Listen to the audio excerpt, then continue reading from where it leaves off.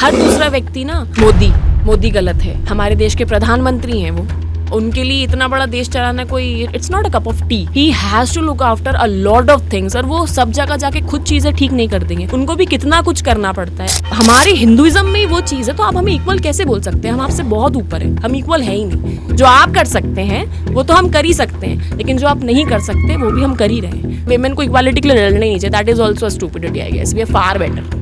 तो रिसेंटली मुझे पता चला कि देहरादून में दवाई मिलती है जिसको अगर आप खाते हो तो आपका बेटा होगा। Oh my God. It is laughable, I guess. तो आई गेस वो क्रोमोसोम्स का काम और पापा मम्मी का काम तो खत्म ही हो गया है कि अगर मेरी बेटी ने अपना सपना पा लिया तो मैंने दुनिया जीत ली, ये मेरी माँ का कहना होता है। माँ के नजरिए से तो मैं ये बोलूंगी कि हाँ उसने जो चुना वो सही चुना, पर आपको क्या लगता है कि जो उसने चुना सही चुना? कोई व्यक्ति अगर अपने सपने नहीं चुन पा रहा तो वो सही कैसे हो सकता? तो घर पे पहली बेटी आती है, अपने फादर के लिए बहुत लकी होती है, और मेरे साथ भी कुछ ऐसा हुआ। मेरी बेटी के बाद मैंने बहुत ज्यादा तरक्की हुई मुझे लाइफ में, प्रोफेशनली मैंने बहुत ज्यादा ग्रोथ ली। She is very lucky for me. बेटा भाग्य से मिलता है, बेटी 100 भाग्य से मिलती है। That means you are 100 times lucky than other people. हर बेटी के पास बाप होता है, लेकिन हर बाप की किस्मत में बेटी नहीं होती। बट आजकल जो प्यार है बहुत डाइवर्सिफाई होते जा रहा है। हाँ, लोग हैं। यू आर इनटू रिलेशनशिप और situationship? I just hate all these scenarios, you know, situationships, friends with benefits, I don't know all these things. I never knew it. I don't support it. तो अभी India का sports कहाँ जा रहा है? India का sports. हाय भावना, कैसी हैं आप और क्या अच्छा चल रहा है? I am very happy to be here today. और मुझे नहीं लगा था कि हम ये पॉडकास्ट करने वाले हैं actually, because I was here just to enjoy my vacations. मैं काफ़ी टाइम के बाद अपने जॉब से वापस अपने घर पर आई हूँ, तो I was enjoying Bhopal and now I think I enjoy this podcast with you. Thank you for coming. अभी आप विशाखापट्टनम में हैं, राइट? जी जी जी। तो आप एक एथलीट से एक पोएट कैसे बन गई? सबको बहुत स्ट्रेंज लगता है ये कि एथलीट जो लोग स्पोर्ट्स में हैं या कोई एथलेटिक्स में है, तो उनका काम तो यही होना चाहिए, धूप में आप खेल रहे हैं, आप काले हो रहे हैं, आप पसीना बहा रहे हैं, आप रो रहे हैं, आप मेडल्स जीत रहे हैं, तो ये आउट ऑफ द बॉक्स जाके आप पोएट्री कैसे करने लगे? Because I was too much interested in to literature. मैं अपने स्कूल टाइम से काफ़ी एक्टिव हूँ स्टेजेस पे लिखने में, मुझे लिखना काफ़ी पसंद है, and I think by God's grace I am gifted because of my mother. तो उन्होंने मुझे इन चीज़ों के लिए काफ़ी बढ़ावा दिया है, तो मैं स्कूल टाइम से काफ़ी एक्टिव थी। फिर मैंने इस चीज़ों को स्पोर्ट्स में इनकलकेट कर दिया कि अगर if I am not feeling good तो I am writing, I am journaling, तो वो चीज़ें काफ़ी अच्छे से उभर कर आने लगी और मुझे काफ़ी पसंद है लिखना। तो फिर आप स्पोर्ट्स को और पोएट्री को मैनेज कैसे करते हो? क्योंकि ये तो बहुत बड़ा टास्क होता है, क्योंकि हर जगह कंसिस्टेंसी रिक्वायर्ड होती है। भले आपका मन हो ना हो, आपका मन इंस्टाग्राम पे पोस्ट करने का हो ना हो, आपको कंटेंट डालना है, क्योंकि जो व्यूअर्स आपके होते हैं वो चाहते हैं कि हम आपको देखें और हर दिन देखें। तो उसको फिर आप कैसे मैनेज करते हो? कभी कभी कंसिस्टेंट रहना मुझे लगता है बहुत टॉक्सिक भी हो जाता है। जब आपने जैसे अभी कहा कि आपका मन नहीं कर रहा है तो भी आपको पोस्ट करना है, बिकॉज लोग आपको देखना चाहते हैं। अगर आप पोस्ट नहीं करेंगे तो एक डिग्रेडेशन आ जाता है आपके पेज पे, आपके फॉलोअर्स कम होने लगते हैं, आपकी रीच लो हो जाती है, तो वो टाइम मुझे लगता है बहुत बहुत ज़्यादा स्ट्रेसफुल होता है।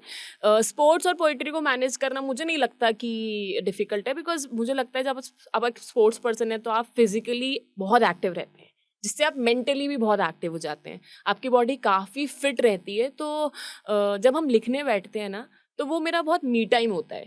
मुझे स्पोर्ट्स तो काफ़ी मेंटली हेल्दी रखते ही है, उस चीज़ को मैं अपने पोइट्री में इनकलकेट कर देती हूँ, बिकॉज उतना अच्छा ऑरा हो जाता है, उतना अच्छा माइंड हो जाता है, उतना अच्छा माइंडसेट हो जाता है। तो जो भी मेरे दिमाग में थॉट्स आ रहे होते हैं, ऐसा नहीं है कि मैं हमेशा ही मोटिवेटेड रहती हूँ जैसे मैं इंस्टाग्राम पे दिखती हूँ, तो जो सारी चीज़ें मैं उनको अपने कागज़ों पर उकेर देती हूँ, अपने भाव अपने कागज़ पर उकेर देती हूँ, तो मेरे लिए कभी भी डिफ़िकल्ट नहीं होता।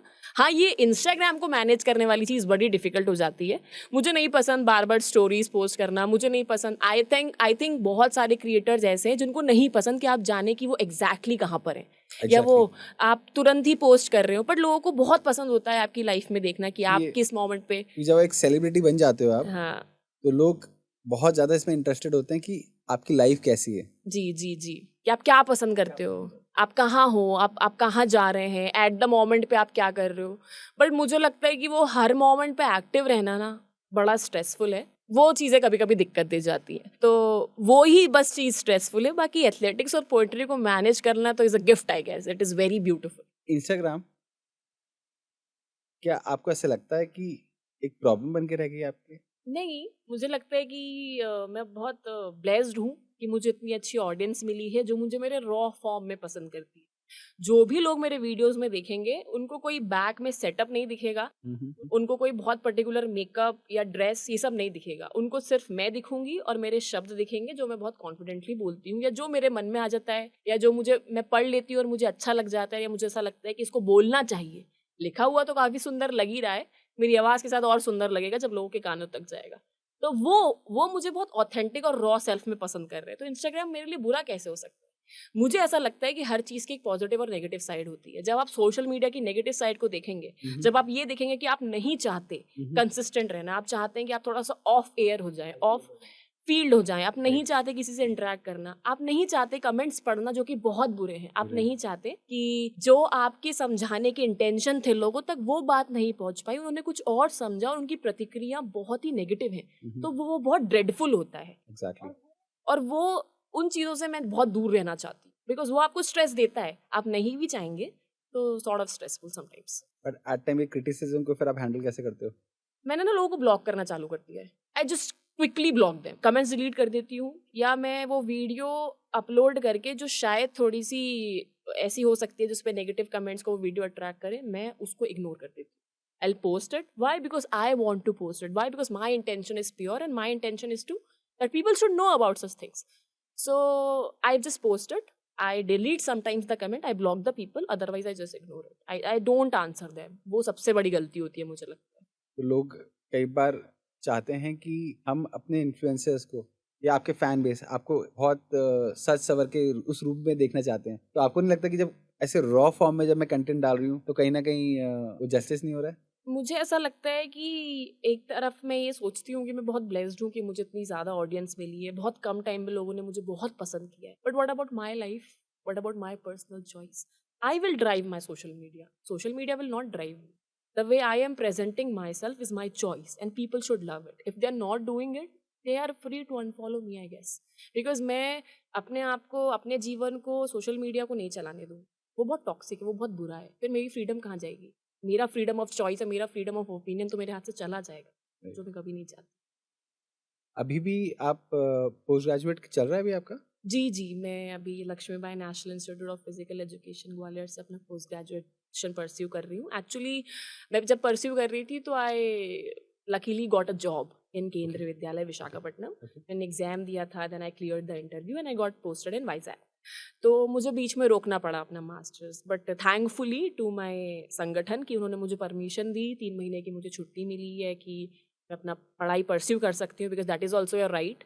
एंड दे वांट कि मैं इम्प्रूव होंगी तो मेरा स्कूल भी इम्प्रूव करेगा मेरी नॉलेज से, और मैं उसमें ज़्यादा अच्छे से एफर्ट्स दे पाऊँगी। तो अभी मैं फिर से अपना मास्टर्स का लास्ट सेमेस्टर अपने कॉलेज से परस्यू कर रही हूँ। ओके। तो ये जॉब क्या कहीं हिंडर बन रही है आपकी ग्रोथ में? एक्चुअली अगर मेरे कॉलेज वाले, सॉरी मेरे स्कूल वाले ये सुनेंगे तो बोलेंगे गलत छुट्टी दी थी इसको हमने। बट मुझे लगता है कि जगह का आप पर बहुत फर्क पड़ता है। अगर आप जो पहाड़ों में पेड़ लगते हैं उनको आप एमपी में लाके लगा देंगे तो वो उतने लंबे नहीं हो पाएंगे जितने लंबे होने की उनके अंदर कैपेबिलिटी है। पेड़ों की गलती नहीं है, जगह की गलती है। तो जहाँ पे मैं पोस्टेड हूँ, city is very beautiful, but actually I am a Hindi speaking personality. My audience is ऐसी ऑडियंस है जो हिंदी सुनती है, साउथ की ऑडियंस नहीं है मेरे पेज पे। तो वो चीज़ मुझे बहुत इफेक्ट कर रही है, वहाँ पे मुझे उस तरीके अपॉर्चुनिटीज़ नहीं मिल रही जो अपॉर्चुनिटीज़ मैं चाहती हूँ या मैं डिजर्व करती हूँ, या जिन अपॉर्चुनिटीज़ से मेरी ग्रोथ होगी। तो वो एक बहुत बड़ी प्रॉब्लम है, और अकेले रहना बहुत डिफिकल्ट है। मुझे लगता है कि आजकल बहुत लोग चाहते हैं कि मुझे अकेला छोड़ दो, मुझे कोई मुझसे बात मत करो, मैं सबसे परे रहना चाहता हूँ या चाहती हूँ। Just try it and you will be just, यही बात जो मैं बोल रही हूँ आप यही बोल रहे होंगे कि अकेले रहना बहुत डिफिकल्ट है। सुबह उठते से आप ये सोचते हो कि मेरा दिन भर दिनचर्या एक जैसी रहने वाली है, शाम को मुझे घर पे आके कोई नहीं दिखेगा, मुझे सारी चीज़ें खुद प्रिपेयर करना पड़ेगा, and at the end of the day you will just sleep. अगर नींद नहीं भी आ रही है तो भी आपके पास कोई नहीं है बात करने के लिए, आपको सिर्फ सो जाना है। आप क्या कर रहे हो दिन भर, आपने क्या प्रोडक्टिव किया? जब आप एक ऐसी पर्सनैलिटी हो जिसकी खुद से बहुत ज़्यादा उम्मीदें होती हैं, और अगर आप नहीं कर पा रहे हो तो वो चीज़ें बहुत बुरी हो जाती है और नेगेटिव थॉट्स आपको घेरने लगते हैं। तो मुझे लगता है इस जॉब की बस यही एक डिसएडवांटेज है कि जो मैं करना चाहती हूँ अपने ग्रोथ के लिए या जिन चीज़ों में मेरी कैपेबिलिटीज़ हैं वो मैं नहीं कर पा रही. Otherwise it's I am thankful for the job. और कोई भी डार्क साइड है इसका? हाँ, डार्क साइड है एक्चुअली बिकॉज़ मैं एक फिजिकल एजुकेशनिस्ट हूँ.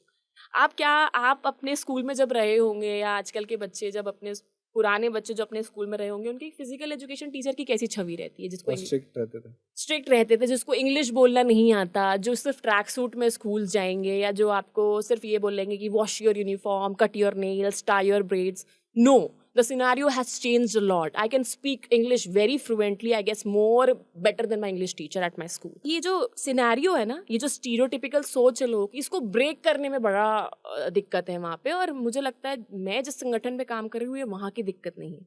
ये बहुत समय की सोच है जिसको चेंज करना पड़ेगा I guess physical education teachers को. और मुझे नहीं लगता कि जब आपको आगे बढ़ना होता है तो कोई और आपके लिए हेल्प करेगा या आपके लिए रास्ता बिछाएगा. आपको खुद ही सब कुछ करना पड़ेगा. तो वो जो सोच है ना, वो जो एक हमारी नेगेटिव पर्सपेक्टिव्स है उस स्कूल में भी, वो एक बहुत डार्क साइड है. आप अगर खुद आगे नहीं बढ़ रहे हैं ना तो आप दूसरे को भी आगे बढ़ना देना नहीं चाहेंगे. आप चाहेंगे कि ठीक है हम यही हैं तो तुम भी यही रहो. तो that's a bit bad I guess. Bhavna Jaiswal कहाँ जाना चाहती है फिर? भावना जायसवाल तो हमेशा से उड़ना चाहती है. भावना जायसवाल हर फील्ड हर चीज़ को ट्राई करना चाहती है. भावना जायसवाल चाहती है कि वो जो सोच सकती है वो करने के लिए भी उसको सारी फ्रीडम होनी चाहिए. आई गेस मुझे ऐसा लगता है जो मेरी माँ ने अपने समय में सिर्फ सोचा था वो मैं करना चाहती हूँ. मुझे लगता है फ्रीडम ऑफ चॉइस बहुत ज़्यादा इंपॉर्टेंट है. मेरी माँ को चुनने की आज़ादी नहीं थी. मेरी माँ ने क्या किया, मेरी माँ ने सिर्फ अपने पापा और माँ की इज्जत को अपनी इज्जत बनाकर उन्होंने जो बोला उसी को अपना भविष्य मान लिया. अगर उनको चुनने की आज़ादी होती तो वो ये जीवन नहीं चुनती. अगर उनको चुनने की आज़ादी होती तो वो किसी और की इज्जत को अपनी इज्जत नहीं समझती. चुनने की आज़ादी होती तो उन्होंने चुना होता अपने सपनों को पूरा करना, अपने सपनों की नाव पर सवार होकर आगे बढ़ना. अगर उनको चुनने की आज़ादी होती उन्होंने किसी और से पहले सबसे पहले खुद को चुना होता. तो जो उन्होंने देखा वो मैं सब करना चाहती हूँ. तो जो उन्होंने चुना क्या वो गलत था? उन्होंने खुद को नहीं चुन पाए. अगर आप खुद को नहीं चुन पा रहे तो आप सही कैसे हो सकते हैं? अगर उन्होंने सिर्फ दूसरे लोगों को चुना, आज वो मेरे सपने को अपना सपना बना के खुश हो जाती हैं कि अगर मेरी बेटी ने अपना सपना पा लिया तो मैंने दुनिया जीत ली. ये मेरी माँ का कहना होता है. हम पता है क्या गलती कर देते हैं, हम अपनी माँओं को या अपने पिताओं को माँ और पिता के पर्सपेक्टिव से ऊपर उठ के देख ही नहीं पाते. मैं ये नहीं देख पाऊंगी कि वो माँ के पीछे एक छोटी बच्ची भी थी जो बहुत कुछ करना चाहती. तो वो उस माँ के नजरिए से तो मैं ये बोलूंगी कि हाँ उसने जो चुना वो सही चुना. पर आपको क्या लगता है कि जो उसने चुना सही चुना? कोई व्यक्ति अगर अपने सपने नहीं चुन पा रहा तो वो सही कैसे हो सकता? Exactly, right. बट एक्चुअली क्या होता था कि पहले के समय में ऐसा ही होता था कि आजकल लड़कियों को जितनी फ्रीडम है पहले शायद उतनी नहीं होती थी. तो जो बोल दिया जाता था वही लड़कियां करती थी. मेरी मदर भी जितना लाइफ में कर सकती थी वो शायद उतना नहीं कर पाई क्योंकि फ्रीडम नहीं थी. उनकी नज़र में उन्होंने जो किया अपने परिवार के लिए, बच्चों के लिए, बाकी सब के लिए, उनको ऐसा लगता है कि हाँ वो मेरा सही किया, मैंने सही किया. तो अगर एज ए इंडिविजुअल देखूं तो शायद वो गलत है, बट एज अ फैमिली देखूं तो शायद वो सही है. तो सब अपनी अपनी जगह पे सही हैं क्योंकि पहले के टाइम पे लोगों की मानसिकता अलग हुआ करती थी. ऑर्थोडॉक्स फैमिलीज हुआ करती थी बहुत ज़्यादा, और उनको लगता था कि फीमेल्स बाहर जाना इज़ नॉट सेफ. इसलिए वो सारे पैटर्न्स आए कि नहीं घूंघट पे रहना चाहिए, बाहर लोगों के सामने नहीं जाना चाहिए, जॉब करने नहीं जाना चाहिए, क्योंकि वो सब लोग अपनी फीमेल्स को बहुत प्रोटेक्ट करके रखना चाहते थे क्योंकि ऑलवेज हमेशा वो मेल डोमिनेटिंग सोसाइटी रहती थी, राइट. पहले वो इक्वालिटी नहीं थी जो आजकल सो कॉल्ड फेमिनिज्म की बात करते हैं कि हमको इक्वली कंसिडर करना है एक फीमेल को भी. पहले वो सब चीज़ें नहीं थी, तो शायद इसलिए भी वो चीज़ें नहीं थी. बट आज वो सारी चीज़ें हैं तो लड़कियां उससे आपसे ग्रोथ कर भी पा रही हैं. एग्री करती हैं आप? ये जो आपने बोला ना so called feminism, pseudo feminism भी है, आई नो दैट. बट आपको पता है लोगों को फेमिनिज्म का मतलब ही नहीं पता क्या होता है feminism. I am not saying कि भाई अगर तुम 150 किलो वजन उठा पा रहे हो तो मैं भी 150 किलो वजन उठा पाऊंगी, या तुम किसी का मुंह तोड़ दे रहे हो तो मैं भी करूंगी. No, equality means opportunity, exactly, cerebral opportunity. कि आप किसी चीज़ के लिए अगर आपके अंदर कैलिबर है और मेरे अंदर भी सेम कैलिबर है और अगर आपको वो चीज़ मिल रही है तो मुझे ये नहीं बोला जाए कि I am presenting my favours to the person who is providing that post to me. मुझे भी मेरी काबिलियत के बल पे ही वो अपॉर्चुनिटी मिली है जिस तरीके से आपको मिली. This is what equality means, not कि आप जो, और यहाँ पे इक्वल होने का तो मतलब आई गेस है ही नहीं. मुझे ऐसा लगता है, आप इस बात को समझने की कोशिश करिए. सारे जो हमारे हिंदू गॉड्स हैं, सारे जो मेल गॉड्स हैं, शिव, विष्णु और ब्रह्मा, उनको सृष्टि चलाने का एक को दे दिया है, एक को गुस्सा करने का दे दिया है, या वो destroyer of pride and ego जो शिव है, और सांसारिक चीज़ों को देखने का औहदा दे दिया है विष्णु जी को। तो इन तीनों को सब कुछ दे दिया है। सारी जो इम्पोर्टेंट चीज़ें हैं वो फीमेल्स को दी Females है। को दी है। लक्ष्मी, जिससे दुनिया चल रही है, लक्ष्मी जी को दी है, पढ़ाई विद्या सरस्वती को दी है, और किसी को मार देना, किसी का विध्वंस कर माता जी। देना है तो दुर्गा को दी हुई है। तो इन तीनों से भी अगर कुछ नहीं हो पा रहा है तो किसके पास जाते हैं? दुर्गा के पास जाते हैं। अगर तुमसे भी कुछ नहीं बन पाए तो तुम मेरे पास आ जाना। जब हमारे हमारे हिंदुइज्म में वो चीज़ है तो आप हमें इक्वल कैसे बोल सकते हैं? हम आपसे बहुत ऊपर है, हम इक्वल है ही नहीं। जो आप कर सकते हैं वो तो हम कर ही सकते हैं, लेकिन जो आप नहीं कर सकते वो भी हम कर ही रहे हैं। तो यहाँ पे तो इक्वालिटी मुझे तो लगता ही नहीं। इक्वालिटी के लिए विमेन को इक्वालिटी के लिए लड़ना ही चाहिए। That is also a stupidity, I guess we are far better. तो फेमिनिज्म इतना क्यों चिल्लाते हैं आजकल की लड़कियां? क्योंकि दे नहीं रहे ना, क्योंकि दे नहीं रहे, क्योंकि इतना दबाया जा रहा है। मुझे लगता है कि अभी हम लोग को इतना बोल देते हैं, जैसे कि फॉर एग्जाम्पल बैंगलोर में केस हो गया where Atul Subhash killed himself, so because of the wife. तो आई गेस उससे पहले एक केस हुआ बंगाल में, रेप केस हुआ, जो आई गेस एक नेशनल Medical इशू बन college गया जी। पर हमारे यहाँ क्या होता है, रेयरेस्ट ऑफ रेयर होना चाहिए कुछ भी चीज़। अगर आपको फांसी की सज़ा देना है, अगर कोर्ट को नहीं लग रहा कि वो रेयरेस्ट ऑफ रेयर है, तो फांसी की सज़ा आई गेस नहीं होती है। हो सकता है मैं गलत भी हूँ, पर मुझे जहाँ तक पता है ऐसा ही होता है। तो उसको मुझे लगता है जो अतुल सुभाष वाले केस को देखेंगे, और मैं अगर सोशल मीडिया में इतना एक्टिव हूँ तो उसको सारे मेल्स ने पोस्ट किया था। आप देखेंगे कि अगर ऐसा कुछ मेल के साथ हो जाता है एक या दो बार, तो पूरे के पूरे मेल साथ में आ जाते हैं कि नहीं, अब हमारे साथ हो रहा है, अब कहाँ गया तुम्हारा फेमिनिज्म, अब तुम क्यों नहीं बोल रही, अब ऐसा क्यों हो रहा है। आपको पता भी है कि क्या क्या हो रहा है, आपको ये पता भी है कि यहाँ तक एक फीमेल को पहुंचने में कितना टाइम लग गया है। जो आप सिर्फ इतना बोल देते हैं कि लड़कों के साथ भी तो होता है, लड़कों के साथ 2 3 हर तीसरी औरत को हैरेसमेंट फेस करना पड़ा है, ईव टीजिंग फेस करना पड़ा है। उसके साथ बचपन में या बड़े होते होते प्रोसेस में ऐसा कुछ हुआ ही होगा जिसके बारे में वो खुल के बात नहीं कर सकती। और आप फिर कंपेयर करते हैं कि तुम मेल्स के बारे में नहीं बात कर रहे हो, उनके साथ भी तो ऐसा होता है। ये कैसे सही हो सकता है? बट आपको नहीं लगता कि मेल्स के साथ भी इनजस्टिस होता होता है, बिल्कुल होता है, उनके साथ भी बहुत गलत होता है। पर आप जब रेशियोज और परसेंटेजेस देखेंगे ना तो बहुत अंतर है। ऐसा नहीं है कि फीमेल्स मेल्स के लिए खड़ी नहीं होती या बोलती नहीं है। अतुल सुभाष के फेवर में भी बहुत सारी फीमेल्स आई होंगी, पर हम सिर्फ ये देखते हैं कि उनके साथ बहुत गलत हुआ है, उनके साथ कोई नहीं बोलता। मेल्स की जब बात आ जाती है तो लड़के रो नहीं सकते, ऐसी बातें हम करते हैं, लेकिन सारी फीमेल्स ऐसी बातें नहीं करती। आपके सामने जो आ रहा है पूरा सच वही नहीं होता, ये मेरा कहने का मतलब है। और यहाँ तक आने में भी फीमेल्स को बहुत टाइम लग गया, और आगे तक जाने में तो गॉड नोज कितना टाइम लगेगा। है? बट आज भी बोला जाता है ना कि लड़के रो नहीं सकते। हाँ, बोला जाता है। वो एक पैट्रियार्कल सोच जो बना रखी है, जैसे मैंने अपने पिता को देखा है कि the father of the family या जो head of the family has to be strong, has to be strict. जो उनका अपना इमेज पोर्ट्रेयल है अपनी फैमिली के सामने, वो रोता हुआ नहीं होना चाहिए, वो वीक नहीं होना चाहिए, नहीं तो उसको समाज वीक समझने लगेगा, जबकि ये बहुत गलत है। मुझे नहीं लगता। मुझे लगता है कि जब अपनी फैमिली में मैं थोड़ा उस स्टेज में होती हूँ, जिस तरीके से मेरा भाई मुझे सपोर्ट करता है, या जिस तरीके से मेरे मेल फ्रेंड्स हैं जो आके साथ में मेरे बैठ के आंसू पोंछेंगे तो मेरे साथ बैठ के उतना दुखी भी होंगे। मैंने वैसे मेल्स को भी देखा है। तो मुझे लगता है परवरिश पे डिपेंड करता है ये सब, हमें वो चेंज करना पड़ेगा। बट जो फेमिनिस्ट हैं वो बोलती हैं कि लड़कों को स्ट्रांग होना ही चाहिए।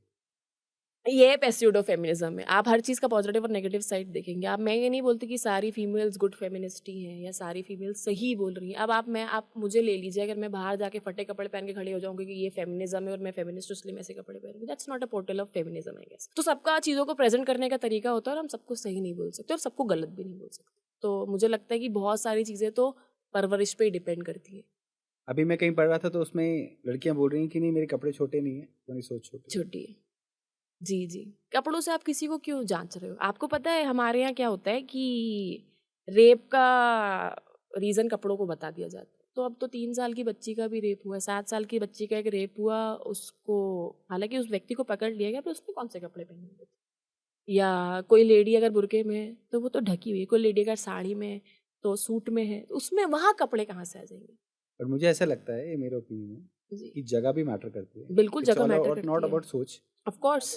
कि अगर किसी इंसान की सोच अच्छी है या उस लड़की की भी सोच अच्छी है, और अगर छोटे कपड़े पहनी है और गलत जगह पे है, और उसके साथ उस समय फिर कुछ गलत होता है, क्योंकि हमारे सोसाइटी में अच्छे लोगों के साथ बुरे लोग भी हैं जी, जी, और जी। भर भर के।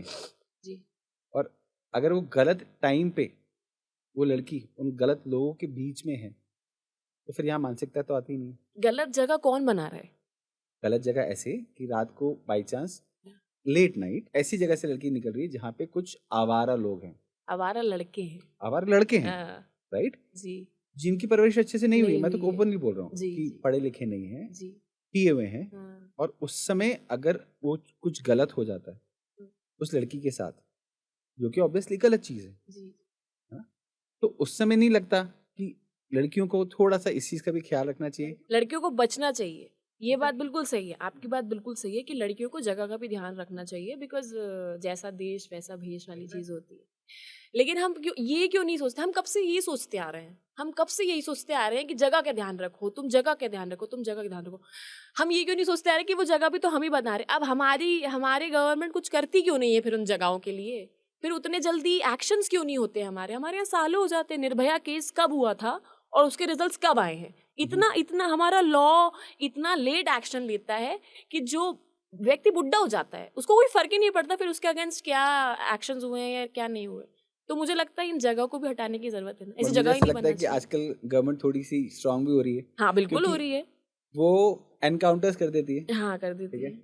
और उस एनकाउंटर्स को ऐसे बताया जाता है कि भाई वो भाग रहा था इसलिए एनकाउंटर करना कर पड़ा, दिया। और जबकि उन्होंने सीधे रिजल्ट डिक्लेयर कर दिया कि बॉस ऐसा हुआ था तो ये रहा रिजल्ट। तो मुझे ऐसा लगता है कि गवर्नमेंट ओपनली कुछ नहीं बोल पाती है, बट वो कहीं ना कहीं कर रही है। आप देखिए इतना बड़ा देश है और मैं किसी पर्टिकुलर गवर्नमेंट के सपोर्ट में नहीं हूँ ऑब्वियसली कि मुझे ऐसा लगता है कि इतने बड़े देश को चलाना कोई आसान बात नहीं होती। हर दूसरा व्यक्ति ना मोदी मोदी गलत है, हमारे देश के प्रधानमंत्री हैं वो, उनके लिए इतना बड़ा देश चलाना कोई it's not a cup of tea. He has to look after a lot of things और वो सब जगह जाके खुद चीज़ें ठीक नहीं कर देंगे, उनको भी कितना कुछ करना पड़ता है। Actually we went to the summit and the way he was speaking he is such a wonderful personality I guess. तो मुझे ऐसा लगता है कि बहुत चीज़ें अच्छी भी होंगी तो बहुत चीज़ें धीरे धीरे अच्छी होंगी। तो बहुत सारे चेंजेस आए हैं, ऑब्वियस सी बात है, हम जिस तरीके से आगे बढ़ रहे हैं डेवलपिंग से डेवलप्ड नेशन की तरफ जा रहे हैं। मुझे बस इतना है कि प्रोसेस थोड़ा फास्ट हो जाना चाहिए कुछ पर्टिकुलर चीज़ों को लेके। I support the government, I know it's very difficult to look after such a large country and such a diverse nation and I totally support the government, but कुछ चीज़ों पे ज़्यादा ध्यान देना चाहिए आई गेस। क्या पॉलिटिक्स से influence है? I get no, I am not, I तो जस्ट भावना जायसवाल कभी पॉलिटिक्स ज्वाइन करेगी? होपफुली अगर मैं मुझे लगता है कि अगर कहीं मेरी ज़रूरत पड़ेगी किसी भी पॉलिटिकल पार्टी को जो रूलिंग है या जो रूलिंग नहीं भी और वो सोचते हैं कि मैं अपने देश में कुछ चेंज लेके आ सकती हूँ, अगर मैं उनको हेल्प कर सकती हूँ किसी भी तरीके से, तो why not, I would love to do that for my nation. BJP? Not a particular party, I already said I just love my country. फिर ओके, उसकी तरफ जो भी काम अच्छा कर रही है जो भी party, I would definitely go with that. Okay, it can be a vague question, but I want to ask कि अगर आप प्रेसिडेंट बनती हैं, जी, क्या ऐसे मेजर चेंजेस हैं जो आप सबसे पहले कंट्री में लेके आएंगे? आपको पता है बेसिकली प्रेसिडेंट के पास कोई स्ट्रेट पावर्स होते ही नहीं है, ही और she is actually under the party. Okay, तो मेरे पास तो एक ही पावर है कि मैं इमरजेंसी लगा सकती हूँ या किसी भी रीजन में मैं ये डिक्लेयर कर सकती हूँ कि गवर्नर रूल लगेगा। तो मुझे लगता है बट कि एक विजन होता है ना किसी इंसान का कि हाँ, अगर मैं कभी भी पावर में आया या जी आई जी तो I want to change these things. Actually you know सब मुझे लगता है कि हमारी कंट्री में बहुत अच्छे लॉज हैं, बहुत अच्छे रूल्स एंड रेगुलेशन है, एनफोर्समेंट नहीं है, तो वो बहुत ज़्यादा ज़रूरी है। मुझे लगता है कि कुछ कुछ जो ग्रुप्स हैं या कुछ कुछ जो कमिटीज़ हैं वो डायरेक्ट पीएम के अंडर होना चाहिए, हैं भी ऑब्वियसली पीएमओ और भी हैं, लेकिन मुझे लगता है और भी पर्टिकुलर चीज़ों को लेके, मैं एक विमेन हूँ तो मैं विमेन सेफ्टी के प्रति ज़्यादा काम करना चाहूँगी, क्योंकि अगर एक देश में एक फीमेल पीछे है तो वो देश कभी आगे नहीं बढ़ पाएगा। हमने बहुत सारी जगहों में फीमेल्स के लिए हमारी गवर्नमेंट ने सब कुछ खोल दिया है and I am very much thankful for them कि अब लड़कियां भी बहुत सारे फील्ड्स में बिल्कुल आगे बढ़ पा रही हैं। पहले लड़कियां एयरफोर्स में पायलट नहीं बन सकती थी, लेकिन अब फाइटर आ पायलट रही नहीं हैं, बन सकती जी थी। जी जी अब आ रही हैं, अच्छा प्रदर्शन भी कर रही हैं, तो उस चीज़ में हमारी गवर्नमेंट काफ़ी अच्छा कर रही है। एग्जैक्टली। तो मुझे लगता है कि जैसे जो सेफ्टी है पर्टिकुलरली, जो आपने बोला कि पर्टिकुलर एरियाज में नहीं है और ये सब कुछ, मुझे लगता है उन चीज़ों में मैं बहुत ज़्यादा काम करना चाहूँगी बीइंग अ फीमेल, क्योंकि किसी और के बारे में सुन के जब हम सुनते हैं, जब एक फीमेल सुनती है तो आप यकीन नहीं मानेंगे हमें भी रोंगटे खड़े हो जाते हैं कि क्या क्या हुआ होगा। तो मैं उसी फील्ड में काम करना चाहूँगी सबसे foremost, then I look towards other things. मुझे जितना आपके बारे में मालूम है, आप सीडीएस भी देना चाहती हैं और कोर्सेज भी ज्वाइन करना चाहती हैं, कैसे? जी एक्चुअली ये मेरी मम्मा चाहती है. She wanted me to serve the nation in any way. He wants to see you in the uniform? Uniform. She wants to see me in the uniform, and I love the army. I love the aura. I love their ethics, their discipline, their way of life, their lifestyle, every single thing, the way they speak actually. Okay. So my first option was CDS. CDS. जी. तो अभी भी आप focus हैं? Actually job में जाने के बाद मैंने थोड़ा ढील दिख दिया. मैं उतना फोकस नहीं रह पाई. मैं अगर अपने जॉब के बारे में बात करूँगी तो आई लव माई जॉब. मुझे बच्चों के साथ रहना बहुत पसंद है. मैंने बच्चों से बातें की हैं, उनके साथ बहुत समय स्पेंड किया है. जब मैं वापस आ रही थी तो मेरे बच्चे रोए भी मेरे लिए. और मुझे लगता है जो चेंज एक टीचर को करना चाहिए एक बच्चे की लाइफ में, थोड़ा बहुत मैंने किया होगा. आपको पता है हमारी संस्कृति में गुरु को इम्पोर्टेंस बहुत ज़्यादा है. बहुत ज़्यादा है. माँ गुरु के बराबर, भगवान के बराबर है, पिता भगवान के बराबर है, और गुरु भी भगवान के बराबर है. लेकिन आप जब टीचर का ट्रांसलेशन हिंदी में करेंगे तो वो शिक्षक होता है, गुरु नहीं होता. क्योंकि टीचर का काम स्कूल तक सीमित रह जाता है, गुरु का काम लाइफ में रहता है, पूरे जीवन भर रहता है. तो मैंने अपने स्तर पर पूरी कोशिश करी थी कि मैं अपने बच्चों को बिल्कुल गाइड कर सकूँ 12th के बाद क्या करना है उनको, क्या नहीं. हो सकता है मेरी कोशिशें कामयाब हों जब वो आगे जाएंगे. तो बस ये है कि मैं अपने बच्चों से इतना जुड़ गई थी, स्कूल के काम में इतना लगी थी कि मैं बाकी चीज़ों को थोड़ा नज़रअंदाज कर गई. होता है. अब आपका नेक्स्ट प्लान क्या है? Olympics? Would love that actually. I just want to get into my game again. मुझे ऐसा सिखाया गया है मेरे कोच ने, मिस्टर अमित गौतम, कि कभी भी डेस्टिनेशन की परवाह ना करें. भगवद गीता में भी ऐसा लिखा हुआ है, प्रोसेस ओरिएंटेड रहें. आपका अंत क्या है, डेस्टिनेशन क्या है, उसको आप भूल जाएं. जब आप प्रोसेस को एंजॉय करने लगेंगे तो आपको अंत भी आपके हिसाब से ही मिलेगा. तो I am process oriented. I just want to get back to the game now I guess. Bhagavad Gita से मुझे याद आया कि यू आर वेरी इंक्लाइंड जी टुवर्ड्स स्पिरिचुअलिटी. आपने कई बार इस तरह की कुछ कुछ चीज़ें बोली भी हैं. तो एक स्पोर्ट्स पर्सन जो कि ऑन फील्ड रहता है, फिजिकली इतना एक्टिव रहता है, उसका डाइवर्जन स्पिरिचुअलिटी की तरफ कैसे हुआ? क्योंकि जनरली ऐसा बोला जाता है कि स्पिरिचुअलिटी में इंसान जब आता है जब उसकी लाइफ में कोई प्रॉब्लम होती है, तभी उसकी तरफ इंक्लिनेशन आता है उसका. एक्चुअली मैंने अपने घर में हमेशा से पूजा पाठ और इन सब चीज़ों का माहौल देखा है. मेरी माँ को देखा है व्रत उपवास, पूजा पाठ, मंदिर जाते हुए. तो हमारे घर में हमेशा से जब मैंने वो चीज़ होती है, डेफिनेट सी बात है कि आपके अंदर वो ज़रूर इनकलकेट होगी. और secondly I am a firm believer. मुझे बहुत बिलीव है, बहुत फेथ है. मुझे ये मालूम है कि there is an invisible force who is guiding every single thing. मैं ये नहीं बोलूँगी कि वो भगवान है, मैं ये नहीं बोलूँगी कि भगवान नहीं है. मुझे पता है कि हमारे ऊपर भी एक पावर है जो हमें देख रही है. एक्चुअली मैंने एक वीडियो में देखा था, अगर आप इस चीज़ को समझेंगे तो आपको भी ये बहुत अच्छा लगेगा कि हम एक 3 डायमेंशनल वर्ल्ड में रहते हैं. बट 2D ऐसे भी जीव हैं जिनके लिए सिर्फ 2D वर्ल्ड एग्जिस्ट करता है, उनके लिए 3D वर्ल्ड एग्जिस्ट नहीं करता. अब आप बताइए, उनके लिए 3D वर्ल्ड एग्जिस्ट नहीं करता तो उनको तो ये लगता है कि 2D से आगे कुछ है ही नहीं. पर 2D से आगे चीज़ें हैं. अगर वो हमें देखना चाहेंगे तो हम उनको नहीं दिखेंगे, क्योंकि हम एग्जिस्ट ही नहीं कर रहे. ये वर्ल्ड उनके लिए एग्जिस्ट नहीं करता, पर हम हैं. तो कल को अगर मैं उस कीड़े के ऊपर पैर रख देती हूँ, वो मर जाएगा, क्योंकि उसको तो ये पता ही नहीं था मैं हूँ. जैसे वो हमें नहीं देख पा रहा, कि आपको ये नहीं लगता कि हम भी 4D और 5D वर्ल्ड्स को नहीं देख पा रहे जो हमारे ऊपर भी है? तो आप ये कैसे कह सकते हैं कि भगवान एग्जिस्ट नहीं करता? तो मुझे लगता है इन सारी चीज़ों से, और जो चीज़ें मैंने अपनी लाइफ में चेंजेस होते हुए देखे हैं, या मेरा जब टाइम ऐसा था जब मुझे भी बहुत दिक्कतें थी, I was going through self doubts, या I was not going through a good patch of my life, then I diverted myself into spirituality, and I saw a very good result of that, so I'm totally into it right now, I guess. Okay. Yeah. If you don't mind, क्या मैं rough patch के बारे में बात कर सकता हूँ जहाँ आप सेल्फ डाउट मोड में आ गए थे? एक्चुअली आफ्टर 12th क्या हुआ था कि मैं श्योर नहीं थी कि मुझे क्या करना चाहिए, बिकॉज डायरेक्टली मेरे पापा ने कभी मुझे स्पोर्ट्स के लिए सपोर्ट नहीं किया. आप कह सकते हैं कि परवरिश जैसी थी, या जैसे हमारे इंडिया में स्पोर्ट्स कल्चर है कि उतनी अपॉर्चुनिटीज़ नहीं आती जितनी आप मेहनत करते हैं या आपको फैसिलिटी. अब तो काफ़ी कुछ चेंज हो चुका है, सालों साल बहुत कुछ चेंज होता चला जा रहा है, बहुत सारी अपॉर्चुनिटीज़ गवर्नमेंट लेके आ रही है. पर पुराने टाइम में जब मैं कर रही थी उस टाइम इतना नहीं था, या होगा भी तो आई गेस मेरे पापा ने मुझे उतना खुल के सपोर्ट नहीं किया. तो मैं बहुत कन्फ्यूजन्स में थी कि मुझे पढ़ाई में जाना चाहिए, आई am not doing good, because जब आप स्पोर्ट्स में होते हैं तो आपको पूरा समय देना पड़ता है, आपको सब कुछ दे देना पड़ता है, तब जाके आपको बहुत थोड़ा सा कुछ मिलता है. तो वो सब कुछ देने के लिए ना कहीं आपको पीछे से एक सपोर्ट, एक बैकबोन भी चाहिए होता है, कि आप टोटली उस चीज़ में घुस जाओ और आप आगे पीछे कुछ मत देखो, बस लगे रहो मेहनत करने के लिए.